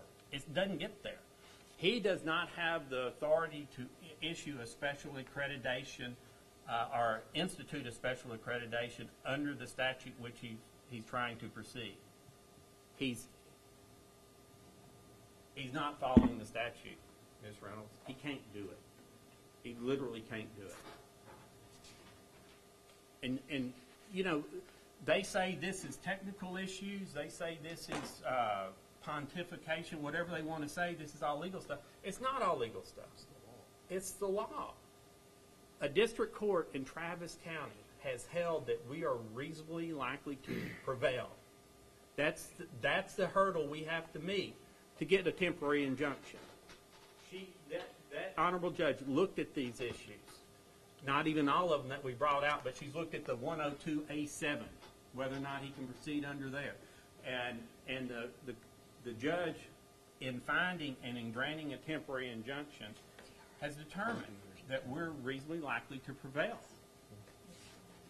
I guess there are two other things. One is that under code, and I know I keep spouting these out, but I've been hanging around these. Just trying to make sure I get the numbers right. Under 11151 and 39057,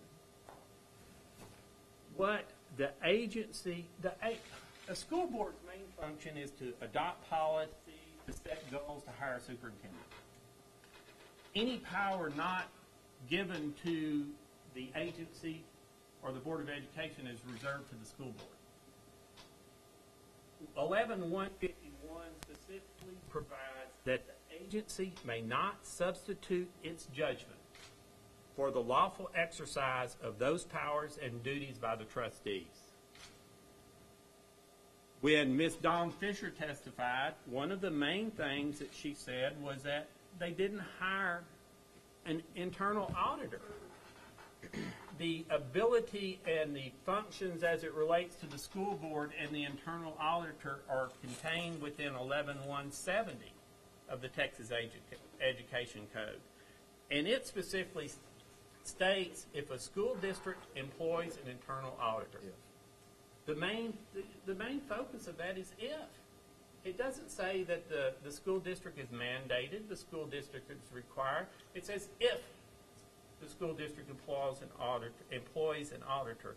What it does is it leaves the employment of that auditor and whether to bring in an internal auditor to the sole judgment of the Board of Trustees. But now we have the commissioner, Ms. Dawn Fishner, substituting her opinion as to what the board should do. That's improper. If the board did everything that these people required them to do, there no doubt would have been cited for mismanagement. Micromanagement, I'm sorry. 39057 also recognized the importance of, on one of these investigations, that the commissioner not substitute his opinion for the board. 39057, I believe it's B, specifically says the agency may not substitute its judgment for that of the district.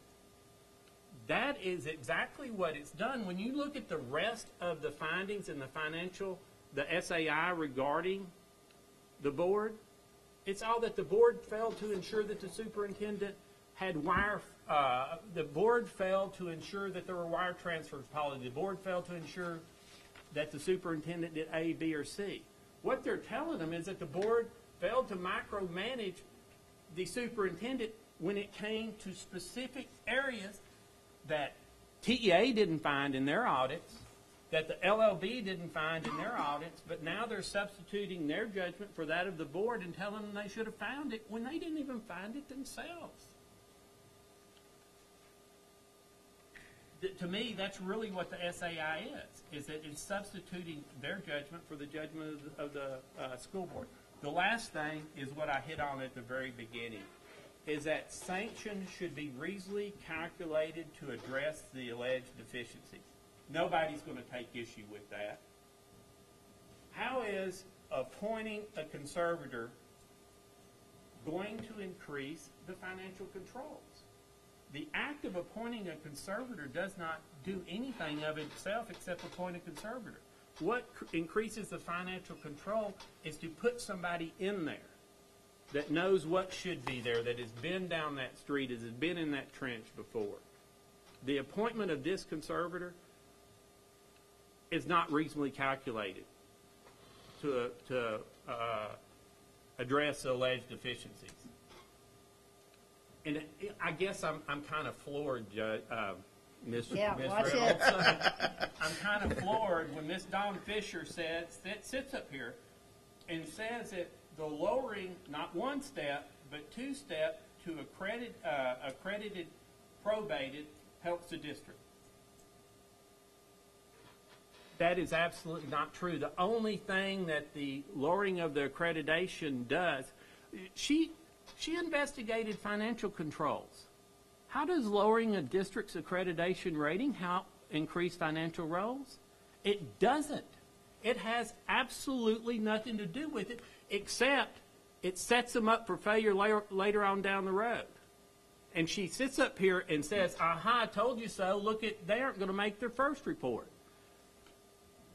Okay. She said that they would not be able to make the first report, even though it's not included in there. Ms. Reynolds, if they don't make the first report, that's what triggers 39102, which allows the commissioner to issue sanctions. You don't issue sanctions before an event occurs. You do it once the event happens. Hurry. And what you do is you do it at the time that it happens to help the district improve. These sanctions were entered as punishment. They were entered in violation of the TEC. If you want to help prove financial controls, put a monitor in for financial controls that knows about financial controls. That's how you help the district. Ms. Langlois is going to go very quickly through the interventions that we have already put in place. I will try to be quickly. I'm Sarah Langlois. I'm a partner at Rogers, Morris & Grover in Houston. It's my pleasure to be here today to represent Beaumont ISD, along with Mr. Tridico and Mr. Rainey. A lot has been said this morning, early afternoon, about... A lot has been said this morning and this afternoon, focusing on the timeline associated with all of these actions, and I think that's a very important piece to your decision. And so very briefly, I want to take a quick step looking back at what the timelines are. First, August 9th, 2013, so just months ago, the LBB issued its management and performance review. Included in that review were 85 recommendations, and they are just that, recommendations, and that's what the LBB called them on purpose, and explicitly in their cover letter said that the recommendations, quote, should be reviewed to determine the level of priority, appropriate timeline, and method of implementation. BISD immediately began reviewing and implementing those recommendations. On February 10th, 2014, TEA issued its final investigative report for the program effectiveness visit relating to special education, which included those 29 required actions. On February 14th, so 4 days later, in response to the special education report, the commissioner appointed a monitor for Beaumont ISD's special education program. On April 1st, TEA issued its final investigative report based on the special accreditation investigation, which included 10 required actions of the district. 9 days later, on April 10th, Beaumont forwarded the commissioner a 47-page detailed document outlining its plan, its action plan to address the LBB's recommendations and the commissioner's required actions that had just recently been issued. And this document hasn't been spoken about yet. It's exhibit number 147. 4 days later, so April 10th was when Beaumont issued its action plan, and in fact, the board president and the superintendent physically came here to Austin and met with the commissioner the next day on Friday, April 11th, outlined the plan of action, showed him. Hold on, give me back on my dates here because I was looking for the report. So April 10th, action plan. That's right, April 11th, the next day, which was a Friday. The superintendent, Dr. Shagwa, and the board president, Ms. Ambrose, physically came here to the Texas Education Agency and met with the commissioner and went over that action plan, which is in Exhibit 147, detailing what it was that the district planned to do in order to address the LBB recommendations and the special ed deficiencies that had been laid out. At no time during that meeting on Friday, April 10th, did the commissioner inform Ms. Ambrose or Dr. Shagwa that come Monday morning, he was going to lower the accreditation status 2 levels, elevate the monitor to the conservator, and appoint a board of managers. And in fact, that's indeed what happened. On April 14th, the commissioner issued his letter notifying the district of those 3 things. In a matter of 2 months, the commissioner issued 2 final investigative reports, one relating to special ed and one relating to finance. A mere 13 days passed between notifying Beaumont of the final findings of the special accreditation status and the commissioner notifying Beaumont of his plan to elevate the monitor to the conservator and lower the accreditation status 2 levels. One of the most important things, in my opinion, of this record review today is the legislative history of Section 39.102. And 39.102, which is what Mr. Rainey just discussed, details the sanctions and accreditations for school districts, including the appointment of a conservator. The legislative history is clear that the financial accountability system, quote, would indicate to school districts early if their financial plans required adjustment to prevent problems in future years, end quote. Regarding interventions and sanctions specifically, the legislative history provides, quote, the bill would make interventions and sanctions more effective and would allow adequate time to implement changes and demonstrate improvement, end quote. It is clear that Beaumont is well on its way to evaluating and implementing the LBB recommendations and the commissioner's required actions on both the special ed and the financial fronts.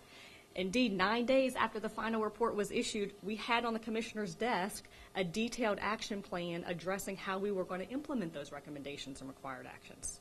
Nevertheless, without giving any time, much less an adequate time, as is clearly stated in the legislative history, for implementing those recommendations, the commissioner decided to lower the district's accreditation status 2 levels and elevate the monitor to the conservator.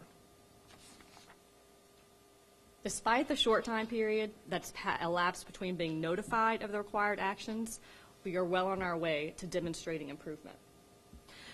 Indeed, Of the 10 required actions identified in the Commissioner's April 1st decision, Beaumont has timely and wholly completed 7 of the 10 required actions, including some that were accomplished in an incredibly tight time frame. For example, the Commissioner gave Beaumont 13 days to develop and implement whistleblower policies and train all approximately 2,800 employees on those whistleblower policies. They met that deadline, and that's included in Exhibit 7. Similarly, the Commissioner gave Beaumont 13 days to finalize and have the board approve a business and finance manual. We timely accomplished this. That's Exhibit number 9. Additionally, the districts timely amended the board meeting minutes as required, as Dr. Dawn Fisher brought up. That's Exhibit number 2, and she acknowledged that deficiency had been corrected. The district obtained and published on its website all employee and vendor conflict of interest forms and disclosure questionnaires. Dr. Dawn Fisher acknowledged that we had completely satisfied that requirement. That's Exhibit number 5. Similarly, we filed and published our record retention schedule. That's Exhibit number 6. We provided employees with copies of the whistleblower policies and obtained notarized disclosure acknowledgement forms from all approximately 2,800 employees. That's Exhibit number 8. And we provided all employees with financial-related job duties with a copy of the business and finance manual and obtained notarized disclosure forms from each of those employees, and that's Exhibit number 10. With regard to the LBB, importantly, the Commissioner has given Beaumont until March 16th of 2015 to implement the LBB recommendations. Nevertheless, as of May 13th of this year, Beaumont has fully completed 26 of the 85 recommendations. That's more than 30% of those. 35 are in progress and 24 are ongoing, and that's included in Exhibit number 1. Included in the completed LBB recommendations are the development and adoption of the board operating procedures. That's Exhibit 1-1. Creation and implementation of a response to intervention manual. That's been done, Exhibit 1-8. Eliminating and creating various staff positions that were identified throughout the LBB report, and that's in Exhibits 1-2, 1-10, and 1-42. In whole, Exhibits 1 through 1-85, which constitute about 2 binders of information, reflect just the documentary evidence of Beaumont's progress in implementing the LBB's recommendations. With regard to special ed, of the 29 required actions and recommendations for special education, Beaumont has fully implemented 9 of those and is working very closely with Mr. Schaefer to implement the remaining ones. In the interest of time, I don't want to elaborate on which of those specific ones that they are, but I'll point you to Exhibits 11 through 41, which contain the documentary evidence of our accomplishment of those required actions relating to special ed. Significantly, Ms. Merrick acknowledged that the monitor would need significant time, and she said definitely more than 2 months, to assist the district with corrective actions. The sanction and intervention for the special education issues was a monitor, and Beaumont welcomed the monitor with open arms. It's apparent that the district is in complete compliance with all of the Commissioner's required actions, and that we have shown that we are fully capable of correcting the deficiencies and making improvements on our own. Dr. Dawn Fisher made significant points when being questioned by Mr. Tritico about the improvements of the district, and she kept qualifying it with, well, but after our final investigation report was done. Well, yes, that means we took the investigative report seriously, and we absolutely implemented corrective actions. Of course we did. If given the, quote, adequate time to implement changes and demonstrate improvement that the legislative history of the interventions and sanctions statute dictates, we will show that we're fully capable of correcting those deficiencies without a conservator and without lowering the district's accreditation status 2 levels. I'll turn it back over to Mr. Tritico. All right, and I'll call Kathy Mintzberg.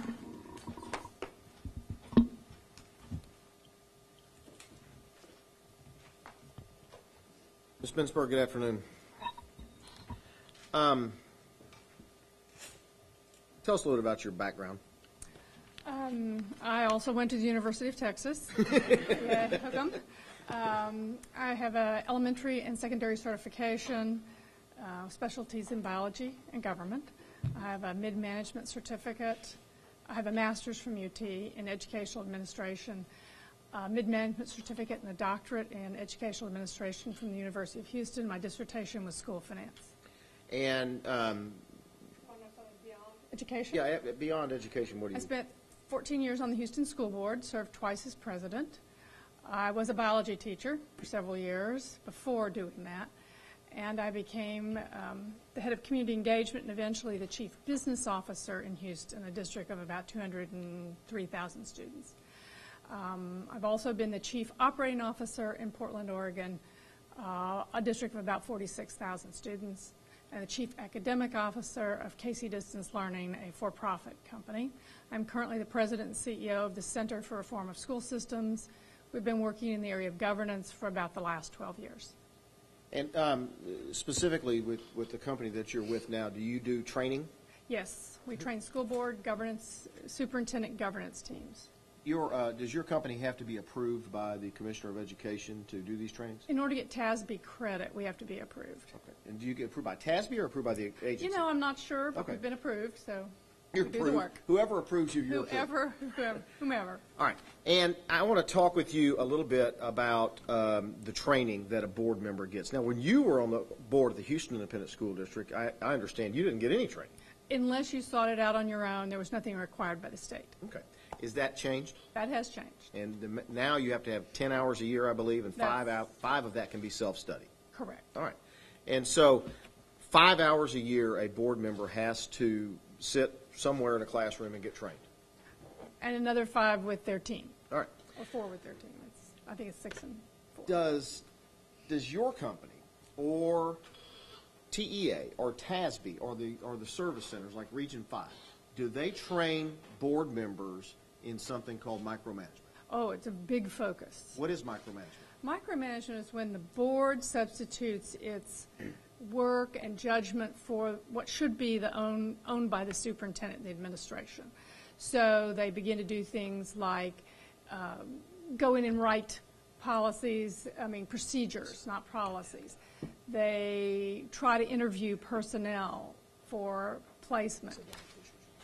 So it enormously interferes with what a district is able to do in terms of being effective and efficient when 5, 6, 7, 9 board members all get in and start being the superintendent. Well, can a school board member or the school board in general say, I want to look at the bank account every month?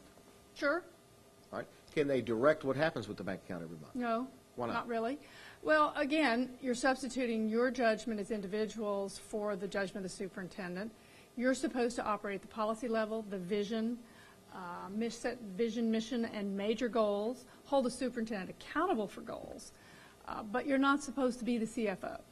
Now, there's been a lot of talk about the wire transfers going out of the district and about, how much was it, $4 million?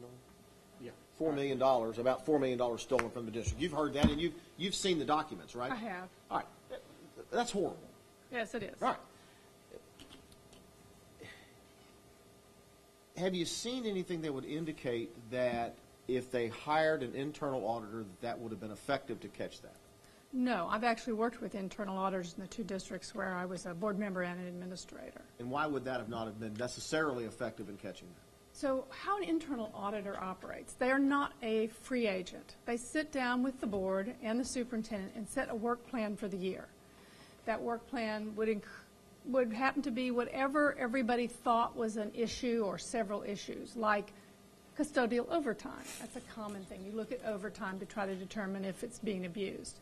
Unless there was an indication there was a problem, an internal auditor wouldn't put it on their work plan. Yes. The work plan is then approved by the superintendent and the board. And so when someone goes to the great extent of modifying the online bank statements so that you can't see the fact that he has stolen this money, they wouldn't necessarily have any reason to do that audit, would they? No, not unless they've been tipped off or have some suspicion. No, Of course, and then the district hired somebody to take over the bank accounts from this person, right? which is a good control. That's a control. A fair? control. You want to have two sets of eyes, two sets of responsibility on major points where money could be diverted. How could they have known that he would then recruit that person to come into his conspiracy and so he could continue stealing the money? It's really impossible. Most fraud occurs because it's impossible to find. And usually, as you mentioned earlier, a tip, somebody gets sideways with somebody and knows something's going on and they You looked into that, right? into. Those percentages, I got those Yes. from you, right? Yes, I Okay. did. Well, let's talk about that. It's the Association for Certified Fraud Examiners, and they put together a lot of statistics, and they had a report to the nation on occupational fraud and abuse, and that's where they came up with the percentage. And their study found that only 14% of the fraud problems are found by internal audit. Right? That's correct. And I don't recall, that was like 42% That is from correct. tips, From correct? tips. From tips. Which is how the FBI generally finds out about their stuff. Unfortunately. Okay. Now, you have actually, your company has trained the Beaumont ISD board and superintendent, correct? We did. And when was that? Just concluded, but it went on for a full year, 2012.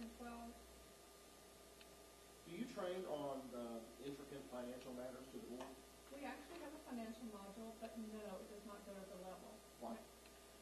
One, it encourages micromanagement.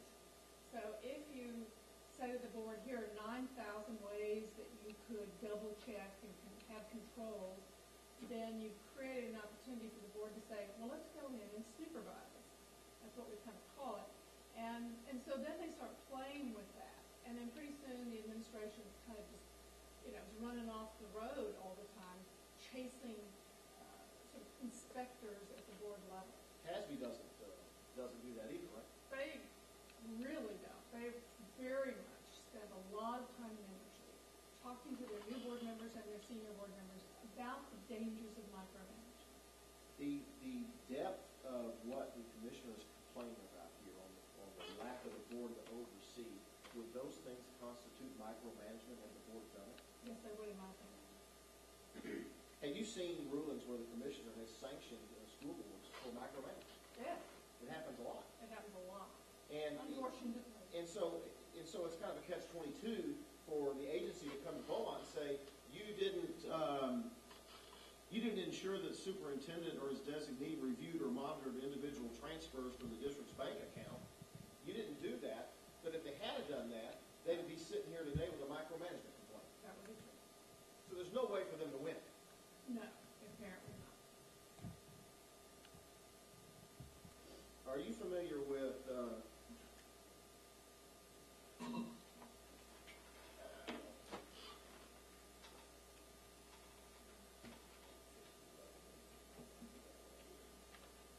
Texas Education Code, section 11.151?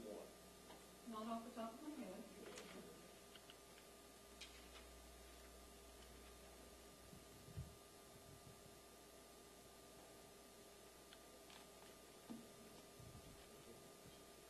A specific powers and duties report, yes. And in here is where, look at section B, 11.151B. You already know. Oh, I have this. Yeah, you printed it out. Little b, the board shall. Yes, ma'am. Okay. You need one?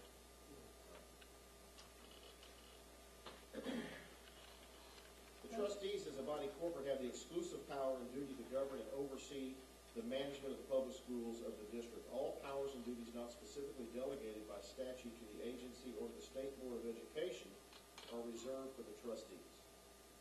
In other words, the commissioner doesn't have the authority to order them to do something that they have the exclusive right to do. Is that correct?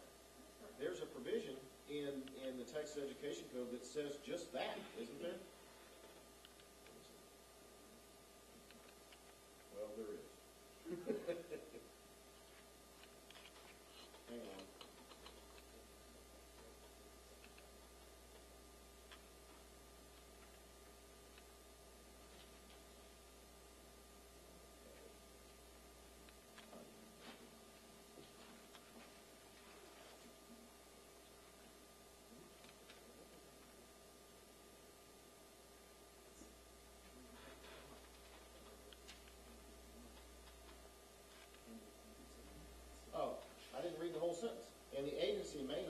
assume its judgment for the lawful exercise of those powers and duties by the trustee.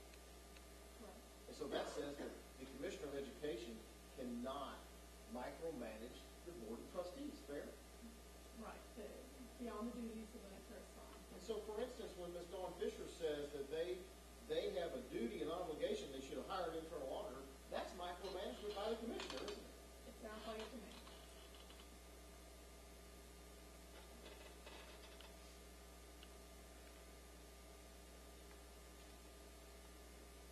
Is it normal for a school district the size of Beaumont to even have an internal auditor? It's actually very unusual. The very big districts have internal auditors, sometimes numerous internal auditors, but the smaller the district gets, the bigger that expense is, and so it's fairly unusual. In Beaumont, the CFO quit or retired, I don't remember, and they elevated this deed to that position. He was then called the finance director of finance, but it's basically the same position. Do you have an issue with that? No. Why not? That's pretty common. That's exactly how most districts run their business office. They have someone who handles finance and operations all under the same person. Is that a bad control? You know, apparently it's worked really well for most districts in the state of Texas for a long time. When you have an external auditor who comes in who looks for bad processes, that's part of it. You put your own processes in place. You should have someone check off at various points when fraud would be most likely, so you would have position control, for example, procedures, financial control procedures. But having a person manage operations and finance is not unusual at all. And if this person, if you're promoting from within, you've got a track record with someone, at least you think you have a track record with someone, Right.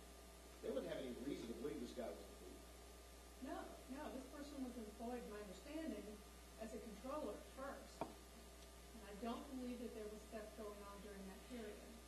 So you would be feeling trustworthy of the person and they're worthy then of a promotion. I want to, now, the installation of a monitor, what's the purpose of that? To bring expertise into the district. And you know, And then also allow the agency to get a report back that things are moving. You want to make sure it's continuing to move. have you worked in districts that have had monitors with you? Yes. And you've seen other districts that have had Mhm. monitors? How about the Dallas Independent School District? They had a monitor, didn't they? Quite a few districts have had monitors over the years. Have you seen the report about the Dallas Independent School District with the monitor because they had two schools that were underperforming for 2 years? Yes. And that monitor was there for how long? Do you recall? 5 years? 5 years? Okay. And A long time. during that 5 years, the number of schools that were underperforming increased to 5 that were over 2 years, and 35 total schools underperforming while the monitor was there, right? That's my understanding. Now, that monitor asked the commissioner to make him a conservative. Do you recall that? I did. What did the commissioner say? No. No. And would the monitor eventually get taken out? Yes. And so a monitor can work, Yes. given the amount of time. For most of the districts that have them appointed, it's going to help. Matter of fact, after 5 years, when they took the monitor out of Dallas, the commissioner said, "We're seeing improvement. I'm removing the monitor so they can continue improving." That's correct. That's the purpose of having that put in place, right? That is right. Is 2 months a sufficient amount of time to fix any problem in a school district? Not the list that I saw.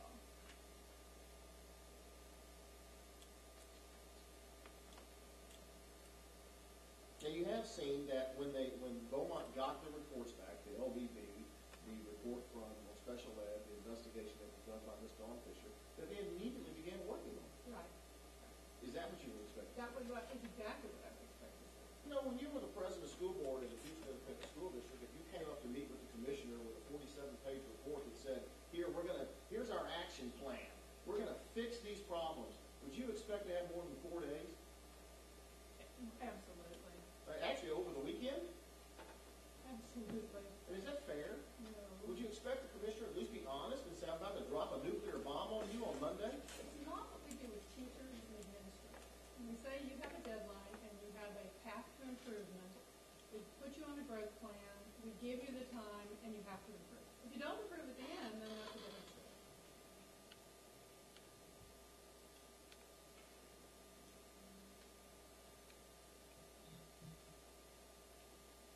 Do you see any this, in your experience as a school board member, president of a school board, your experience as a trainer in training school boards, that indicates the need to elevate the Mr. Schaefer from that of monitor to conservator? No, I don't. Do you see anything, understanding that Mr. Schaefer has no experience in school finance issues and budgetary issues and dealing with school daily funding issues, is he the appropriate person to assist this school district in the severe financial issues that Ms. Dawn Fisher claims they have? I don't believe so. And so if the commissioner truly was going to help a second monitor that has extensive experience in the finance issue, would that be a better way to go? A whole lot better. Why? Because you bring that expertise in as a monitor. You can look at what they're doing and say, yeah, that really is a correction, and that's a worthy effort. Or have you thought about doing X, Y, or Z? So it's a wonderful resource to bring forward as you're beginning to improve some of your processes. And to be honest, school board members and superintendents don't really even know the full range of processes that are out there that might be necessary to create as tight a financial operation as you want. Now, you saw also that the commissioner reduced the district's accreditation rating from accredited to accredited probated. Correct. 2-level drop. I saw that. Do you think that was necessary? No. Why? I don't think that gets anybody's attention. I mean, you know, the LBB report was issued, the district paid attention to it, started working on it, the agency came out with their report and letter. You know, if there's progress, what you don't want is chaos, because chaos stops progress in working on the things you're supposed to be doing. So by lowering accreditation, it stirs up huge anxiety in the community and the staff. Now try to go hire somebody to take care of the financial problems as part of the permanent staff. Who's taken a job under those circumstances? So you've now kind of shot the district in the foot when you're trying to get them to run fast. So it makes it harder for them to bring in certified personnel. It makes it really hard to hold on to teachers, to bring in new people, bring in new financial people. Matter of fact, did you know that Beaumont lost their CFO? No.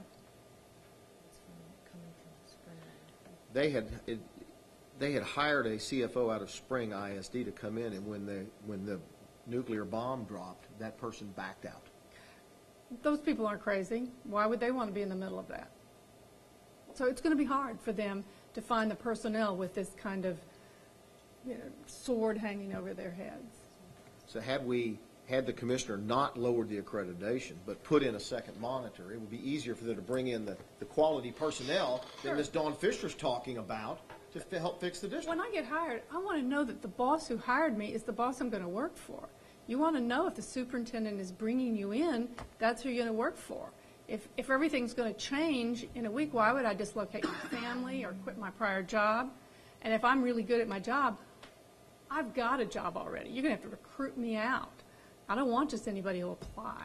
So the accreditation lowering, putting in a conservator creates a huge amount of chaos, which makes it very hard to bring in the stability you need to complete the fixes. So it's actually a negative. It's a big negative.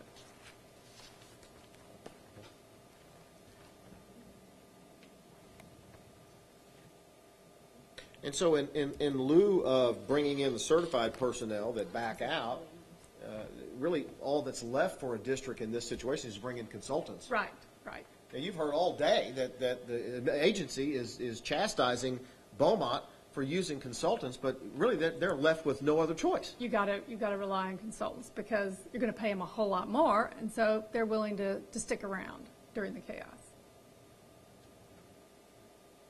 I thank you, ma'am. You're most Pass the welcome. witness. Hold on. Let me ask you just a couple of very quick questions. Did you consider the findings from our 2011 report identifying problems with the procurement in the district? I've read it. Okay. And did you do recognize that the procurement problems still exist as of the 2014 report from the agency? I'd have to have both of those in front of me now. Okay.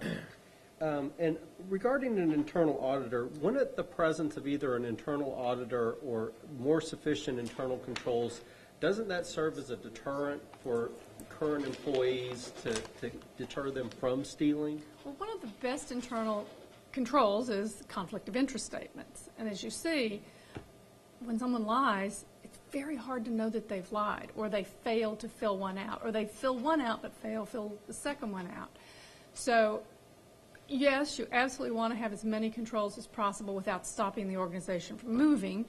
But at the same time, people who want to commit fraud find ways around it, and that's why fraud exists. And one last question. Couldn't the internal auditor, if they had had one, couldn't they have looked at the district's internal control procedure instead of just looking at everybody's activities, looked at the control procedures and seen that a person could wire transfer money out of the bank account without anybody else in the district knowing about it?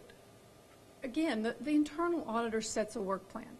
If someone doesn't put that on the auditor's plate as a potential problem, and if they haven't been reading about it lately or have some reason to believe there's a problem, they might not look at that at all. If they've looked at sort of, they come into the district, they're getting to know the district, they see controls in place, they may not realize there's a flaw in a place.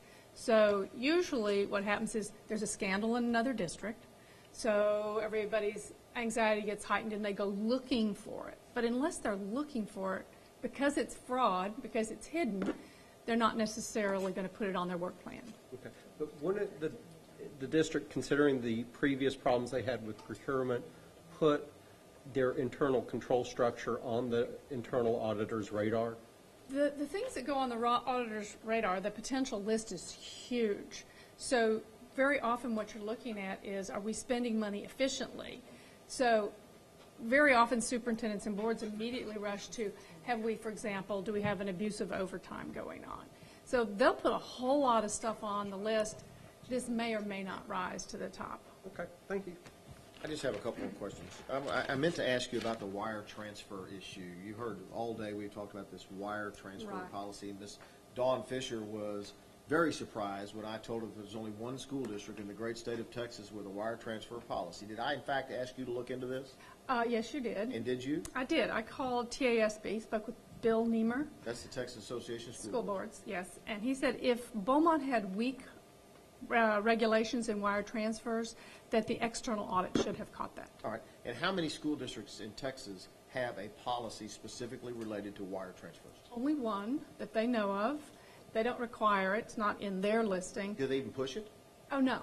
No. And this district had, this particular wire transfer policy had to do with the bond program in that district. And so the one district in Texas that has a policy related specifically to wire transfers only regulates wire transfers in their bond program. So Right. that policy wouldn't even have helped It here. would not have helped. It would not have helped. That's all I have.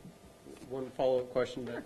Couldn't the wire transfer policy in other districts be part of their general bank account policy? We call that procedure, Uh-huh. and that Procedure. really does not rise to the level of the board. So it's not initiated by the board. They don't even know it exists. All the many smaller internal controls that exist are really off the board's radar. They have no idea those things even exist. And to be honest, the training in this that's required by the state, for example, in this whole financial area, is negligible. There's almost no training for board members. They really focus on big things like knowing what a fund balance is, and knowing where your revenue is, and the categories of expenditures. So wire transfers, that's not on anyone's radar at the board level. Okay, thank you. Thank you. Thank you. I'll call Gwen Ambrose.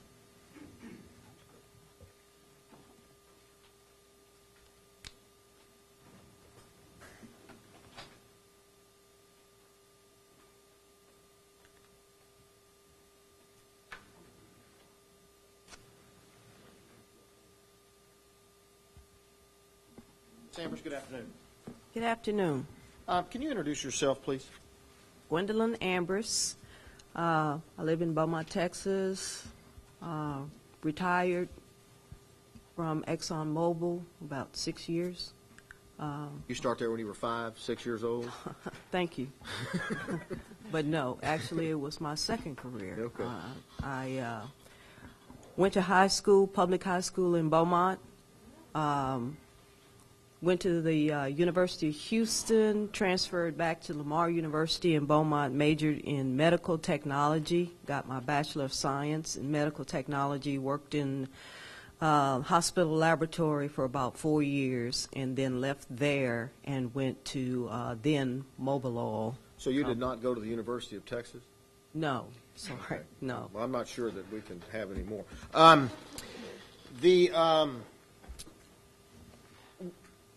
So after that, what did you do? I interrupted you.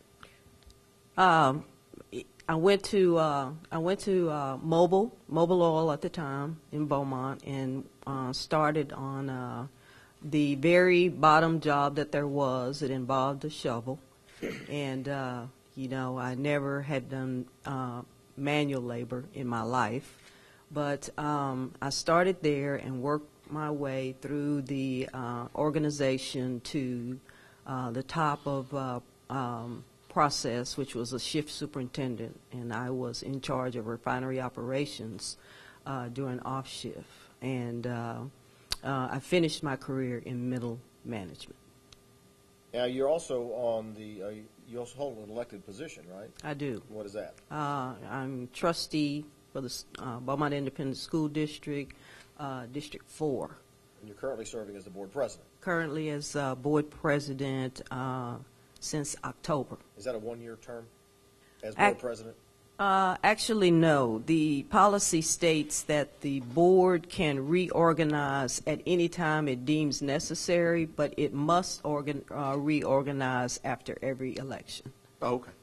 How long have you been on the school board?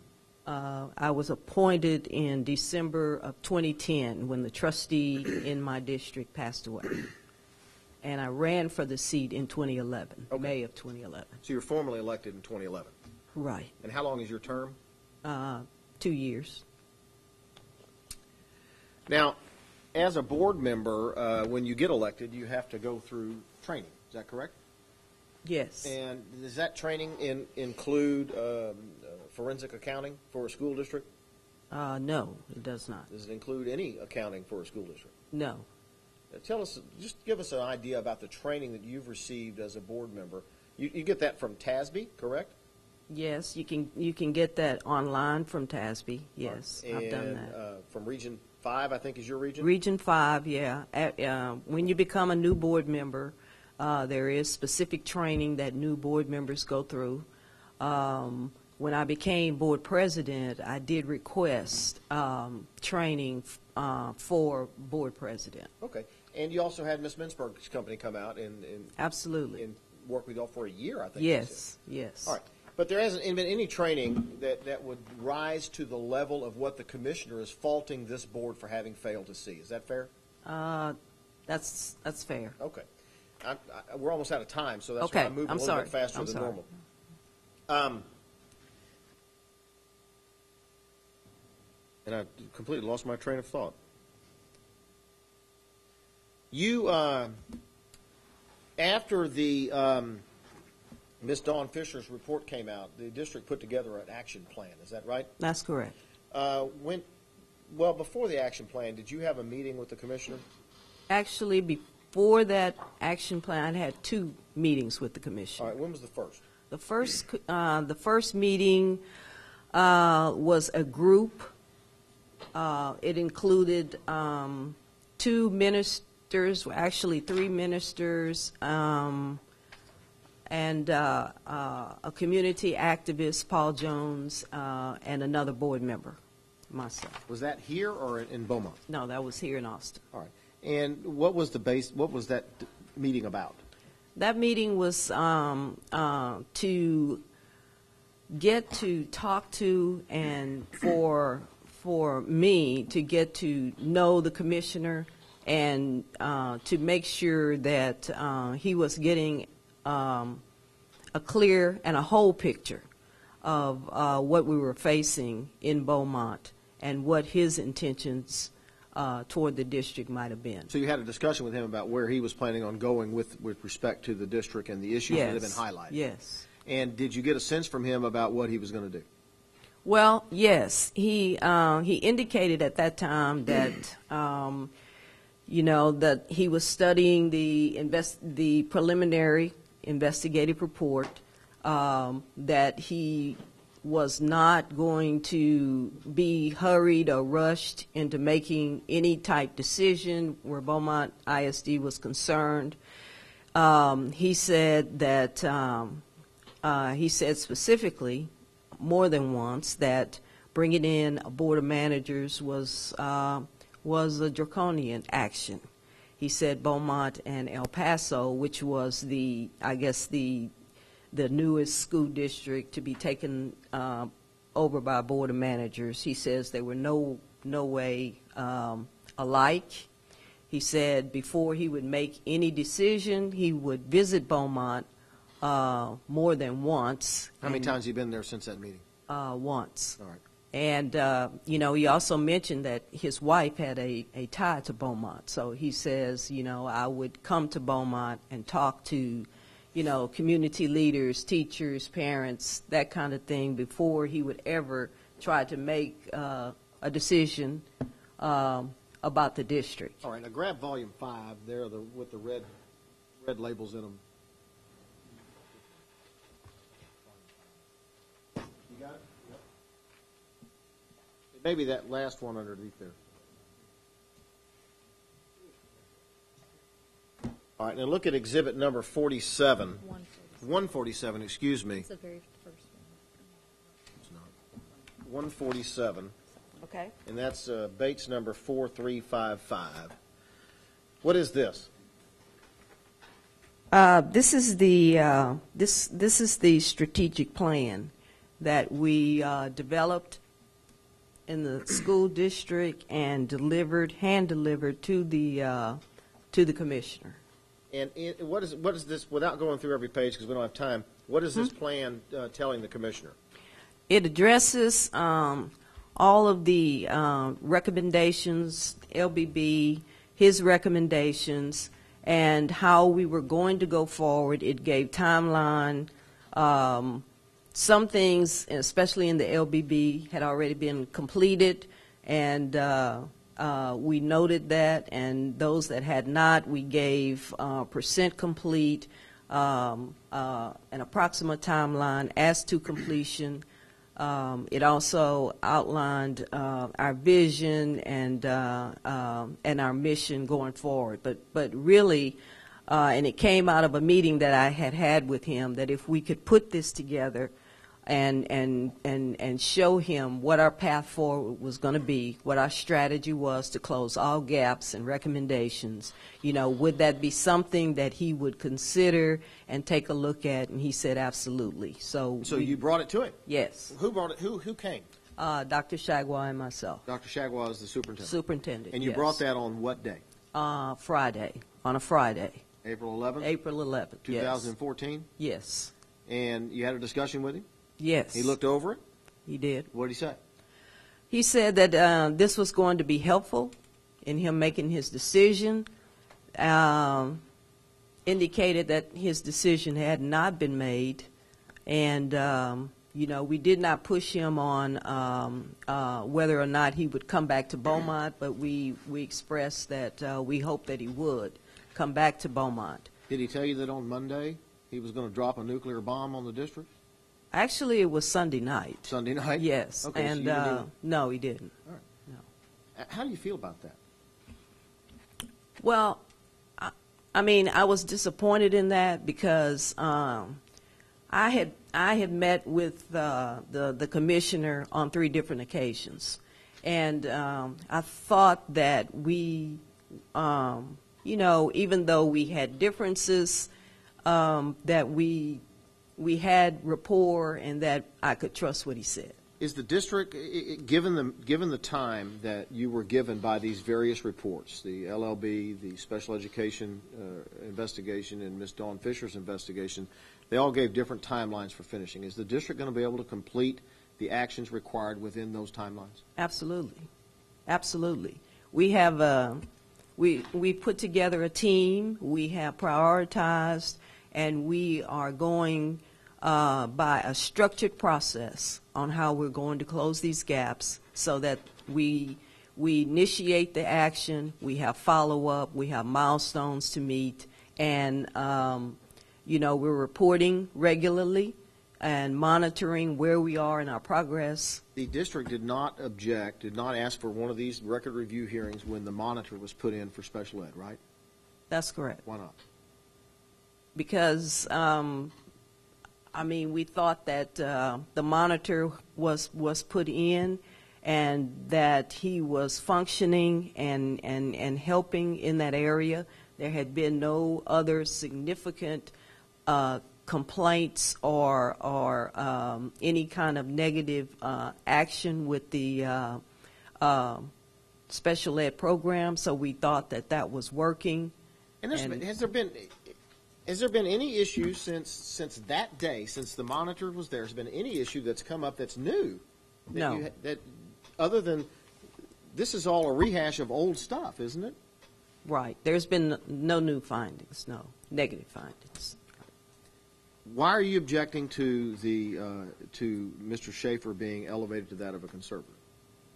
Well, for one thing, simply for the reason that there have been no new negative actions or incidents. And you're already moving forward. We're moving forward. We are. And, you've mentioned a lot of the gaps that we've closed, and we feel very confident, not just because, we wish it, but we have it on paper, how we plan to move forward with the strategy we've set to close all the recommendations. And the district had a CFO ready to come on board when That's all of this correct. happened, right? That's true. You lose Yes. that person? Yes. Over we did. this? Yes. Yes, we did. Did that hurt? It did, because we felt like this person was the one that could get us to help us get back on track. This person was, we felt, special and right for this time. You're not here saying that Beaumont doesn't have areas that it can improve in. Absolutely not. You're not here saying you don't want to improve. Absolutely not. But you are saying, don't tie my hands behind my back and then tell me I didn't improve. Is that fair? Yes, or, at least give us the time to implement the strategies that we put in place. We're asking for time, because I feel like everyone understands that, that we are in uncharted waters. Everybody, all hands on deck. And I think that we have a plan in place that we can progress and go forward on the right track. We've learned some things. I thank you, ma'am. Council Willis. Yes, sir. No questions. Okay. I didn't think it was possible, but We've got 6 minutes. we have 6 minutes left. Yeah. So do y'all want to make some closing? Yes, I would Okay. love to. It's your burden. Okay. Without rehashing what we talked about in the testimony, I'd like to kind of just address some of the statutes that Mr. Rainey addressed regarding our authority, without trying to use too many of them. 39057 is the statute that gives the agency its authority to do special accreditation investigations, and it also gives the agency the authority to lower the accreditation status and to take actions under subchapter E. It doesn't require us to independently. We already have authority under subchapter E to do certain things like appointing a board of managers when they fail in our academic and financial accountability systems. But 39057 gives us the authority to do that pursuant to a special accreditation investigation. I think they're jumping on the word appropriate, saying that it has to be independently authorized under 39102. And that's just not the way that you interpret statutes. It doesn't have any meaning if it says, oh yeah, the sanctions are in subchapter E. It's just really a placeholder. So this gives the commissioner the authority to anticipate the types of problems that this district is going to face and to intervene in a way that helps. In terms of the, Mr. Schaefer's role, we have the complete plan. It includes the board of managers in a superintendent. And if that doesn't happen, the commissioner always has the authority to put somebody different in place. We're talking about putting somebody with that authority, and we can always change the person that we have there. This individual is very good in special education. They obviously need a lot of help in that area. If we can't work on their finances because of what they have in the restraining order, then we can always put in a different person. What we're determining here is whether they need a conservator. And so the authority in 39057, it's just independent authority. It gives the commissioner the authority to intervene in a school district before the district is irreparably damaged by having failing academic and financial accountability ratings.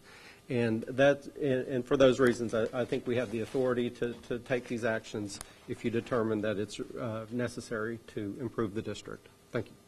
Mr. Rainey's going to give a little bit, and then I'm going to close. A couple cents. As it relates to the statutory issues, Ms. Reynolds, I would just ask that you read the statutes and look at the statutes. I feel confident that you will read them in the same way as Judge Livingston did in the Travis County Courthouse. Ms. Reynolds, the issues here today are not, does the Beaumont Independent School District have areas to improve? That's not the issue. The issue is has the Commissioner of Education, has this agency exceeded its authority granted to it by the Texas legislature? And I think we've shown you that you have. There are ways to ensure that a district improves. And as the legislature said, and as Ms. Langlois pointed out in the legislative history, they should be given the time necessary to show that improvement.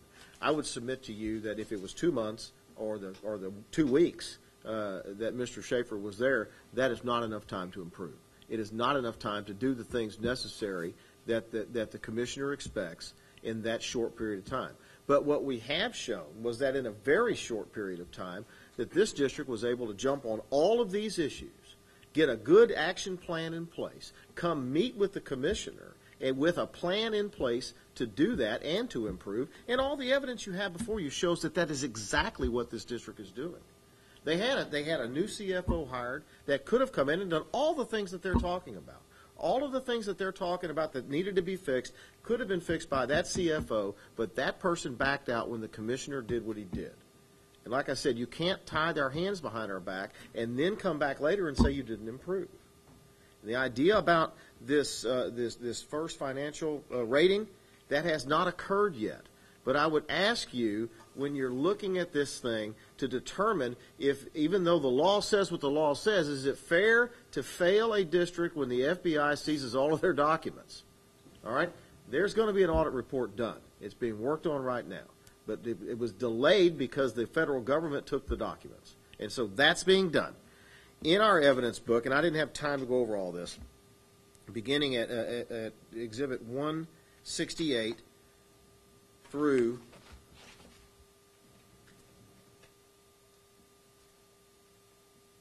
175,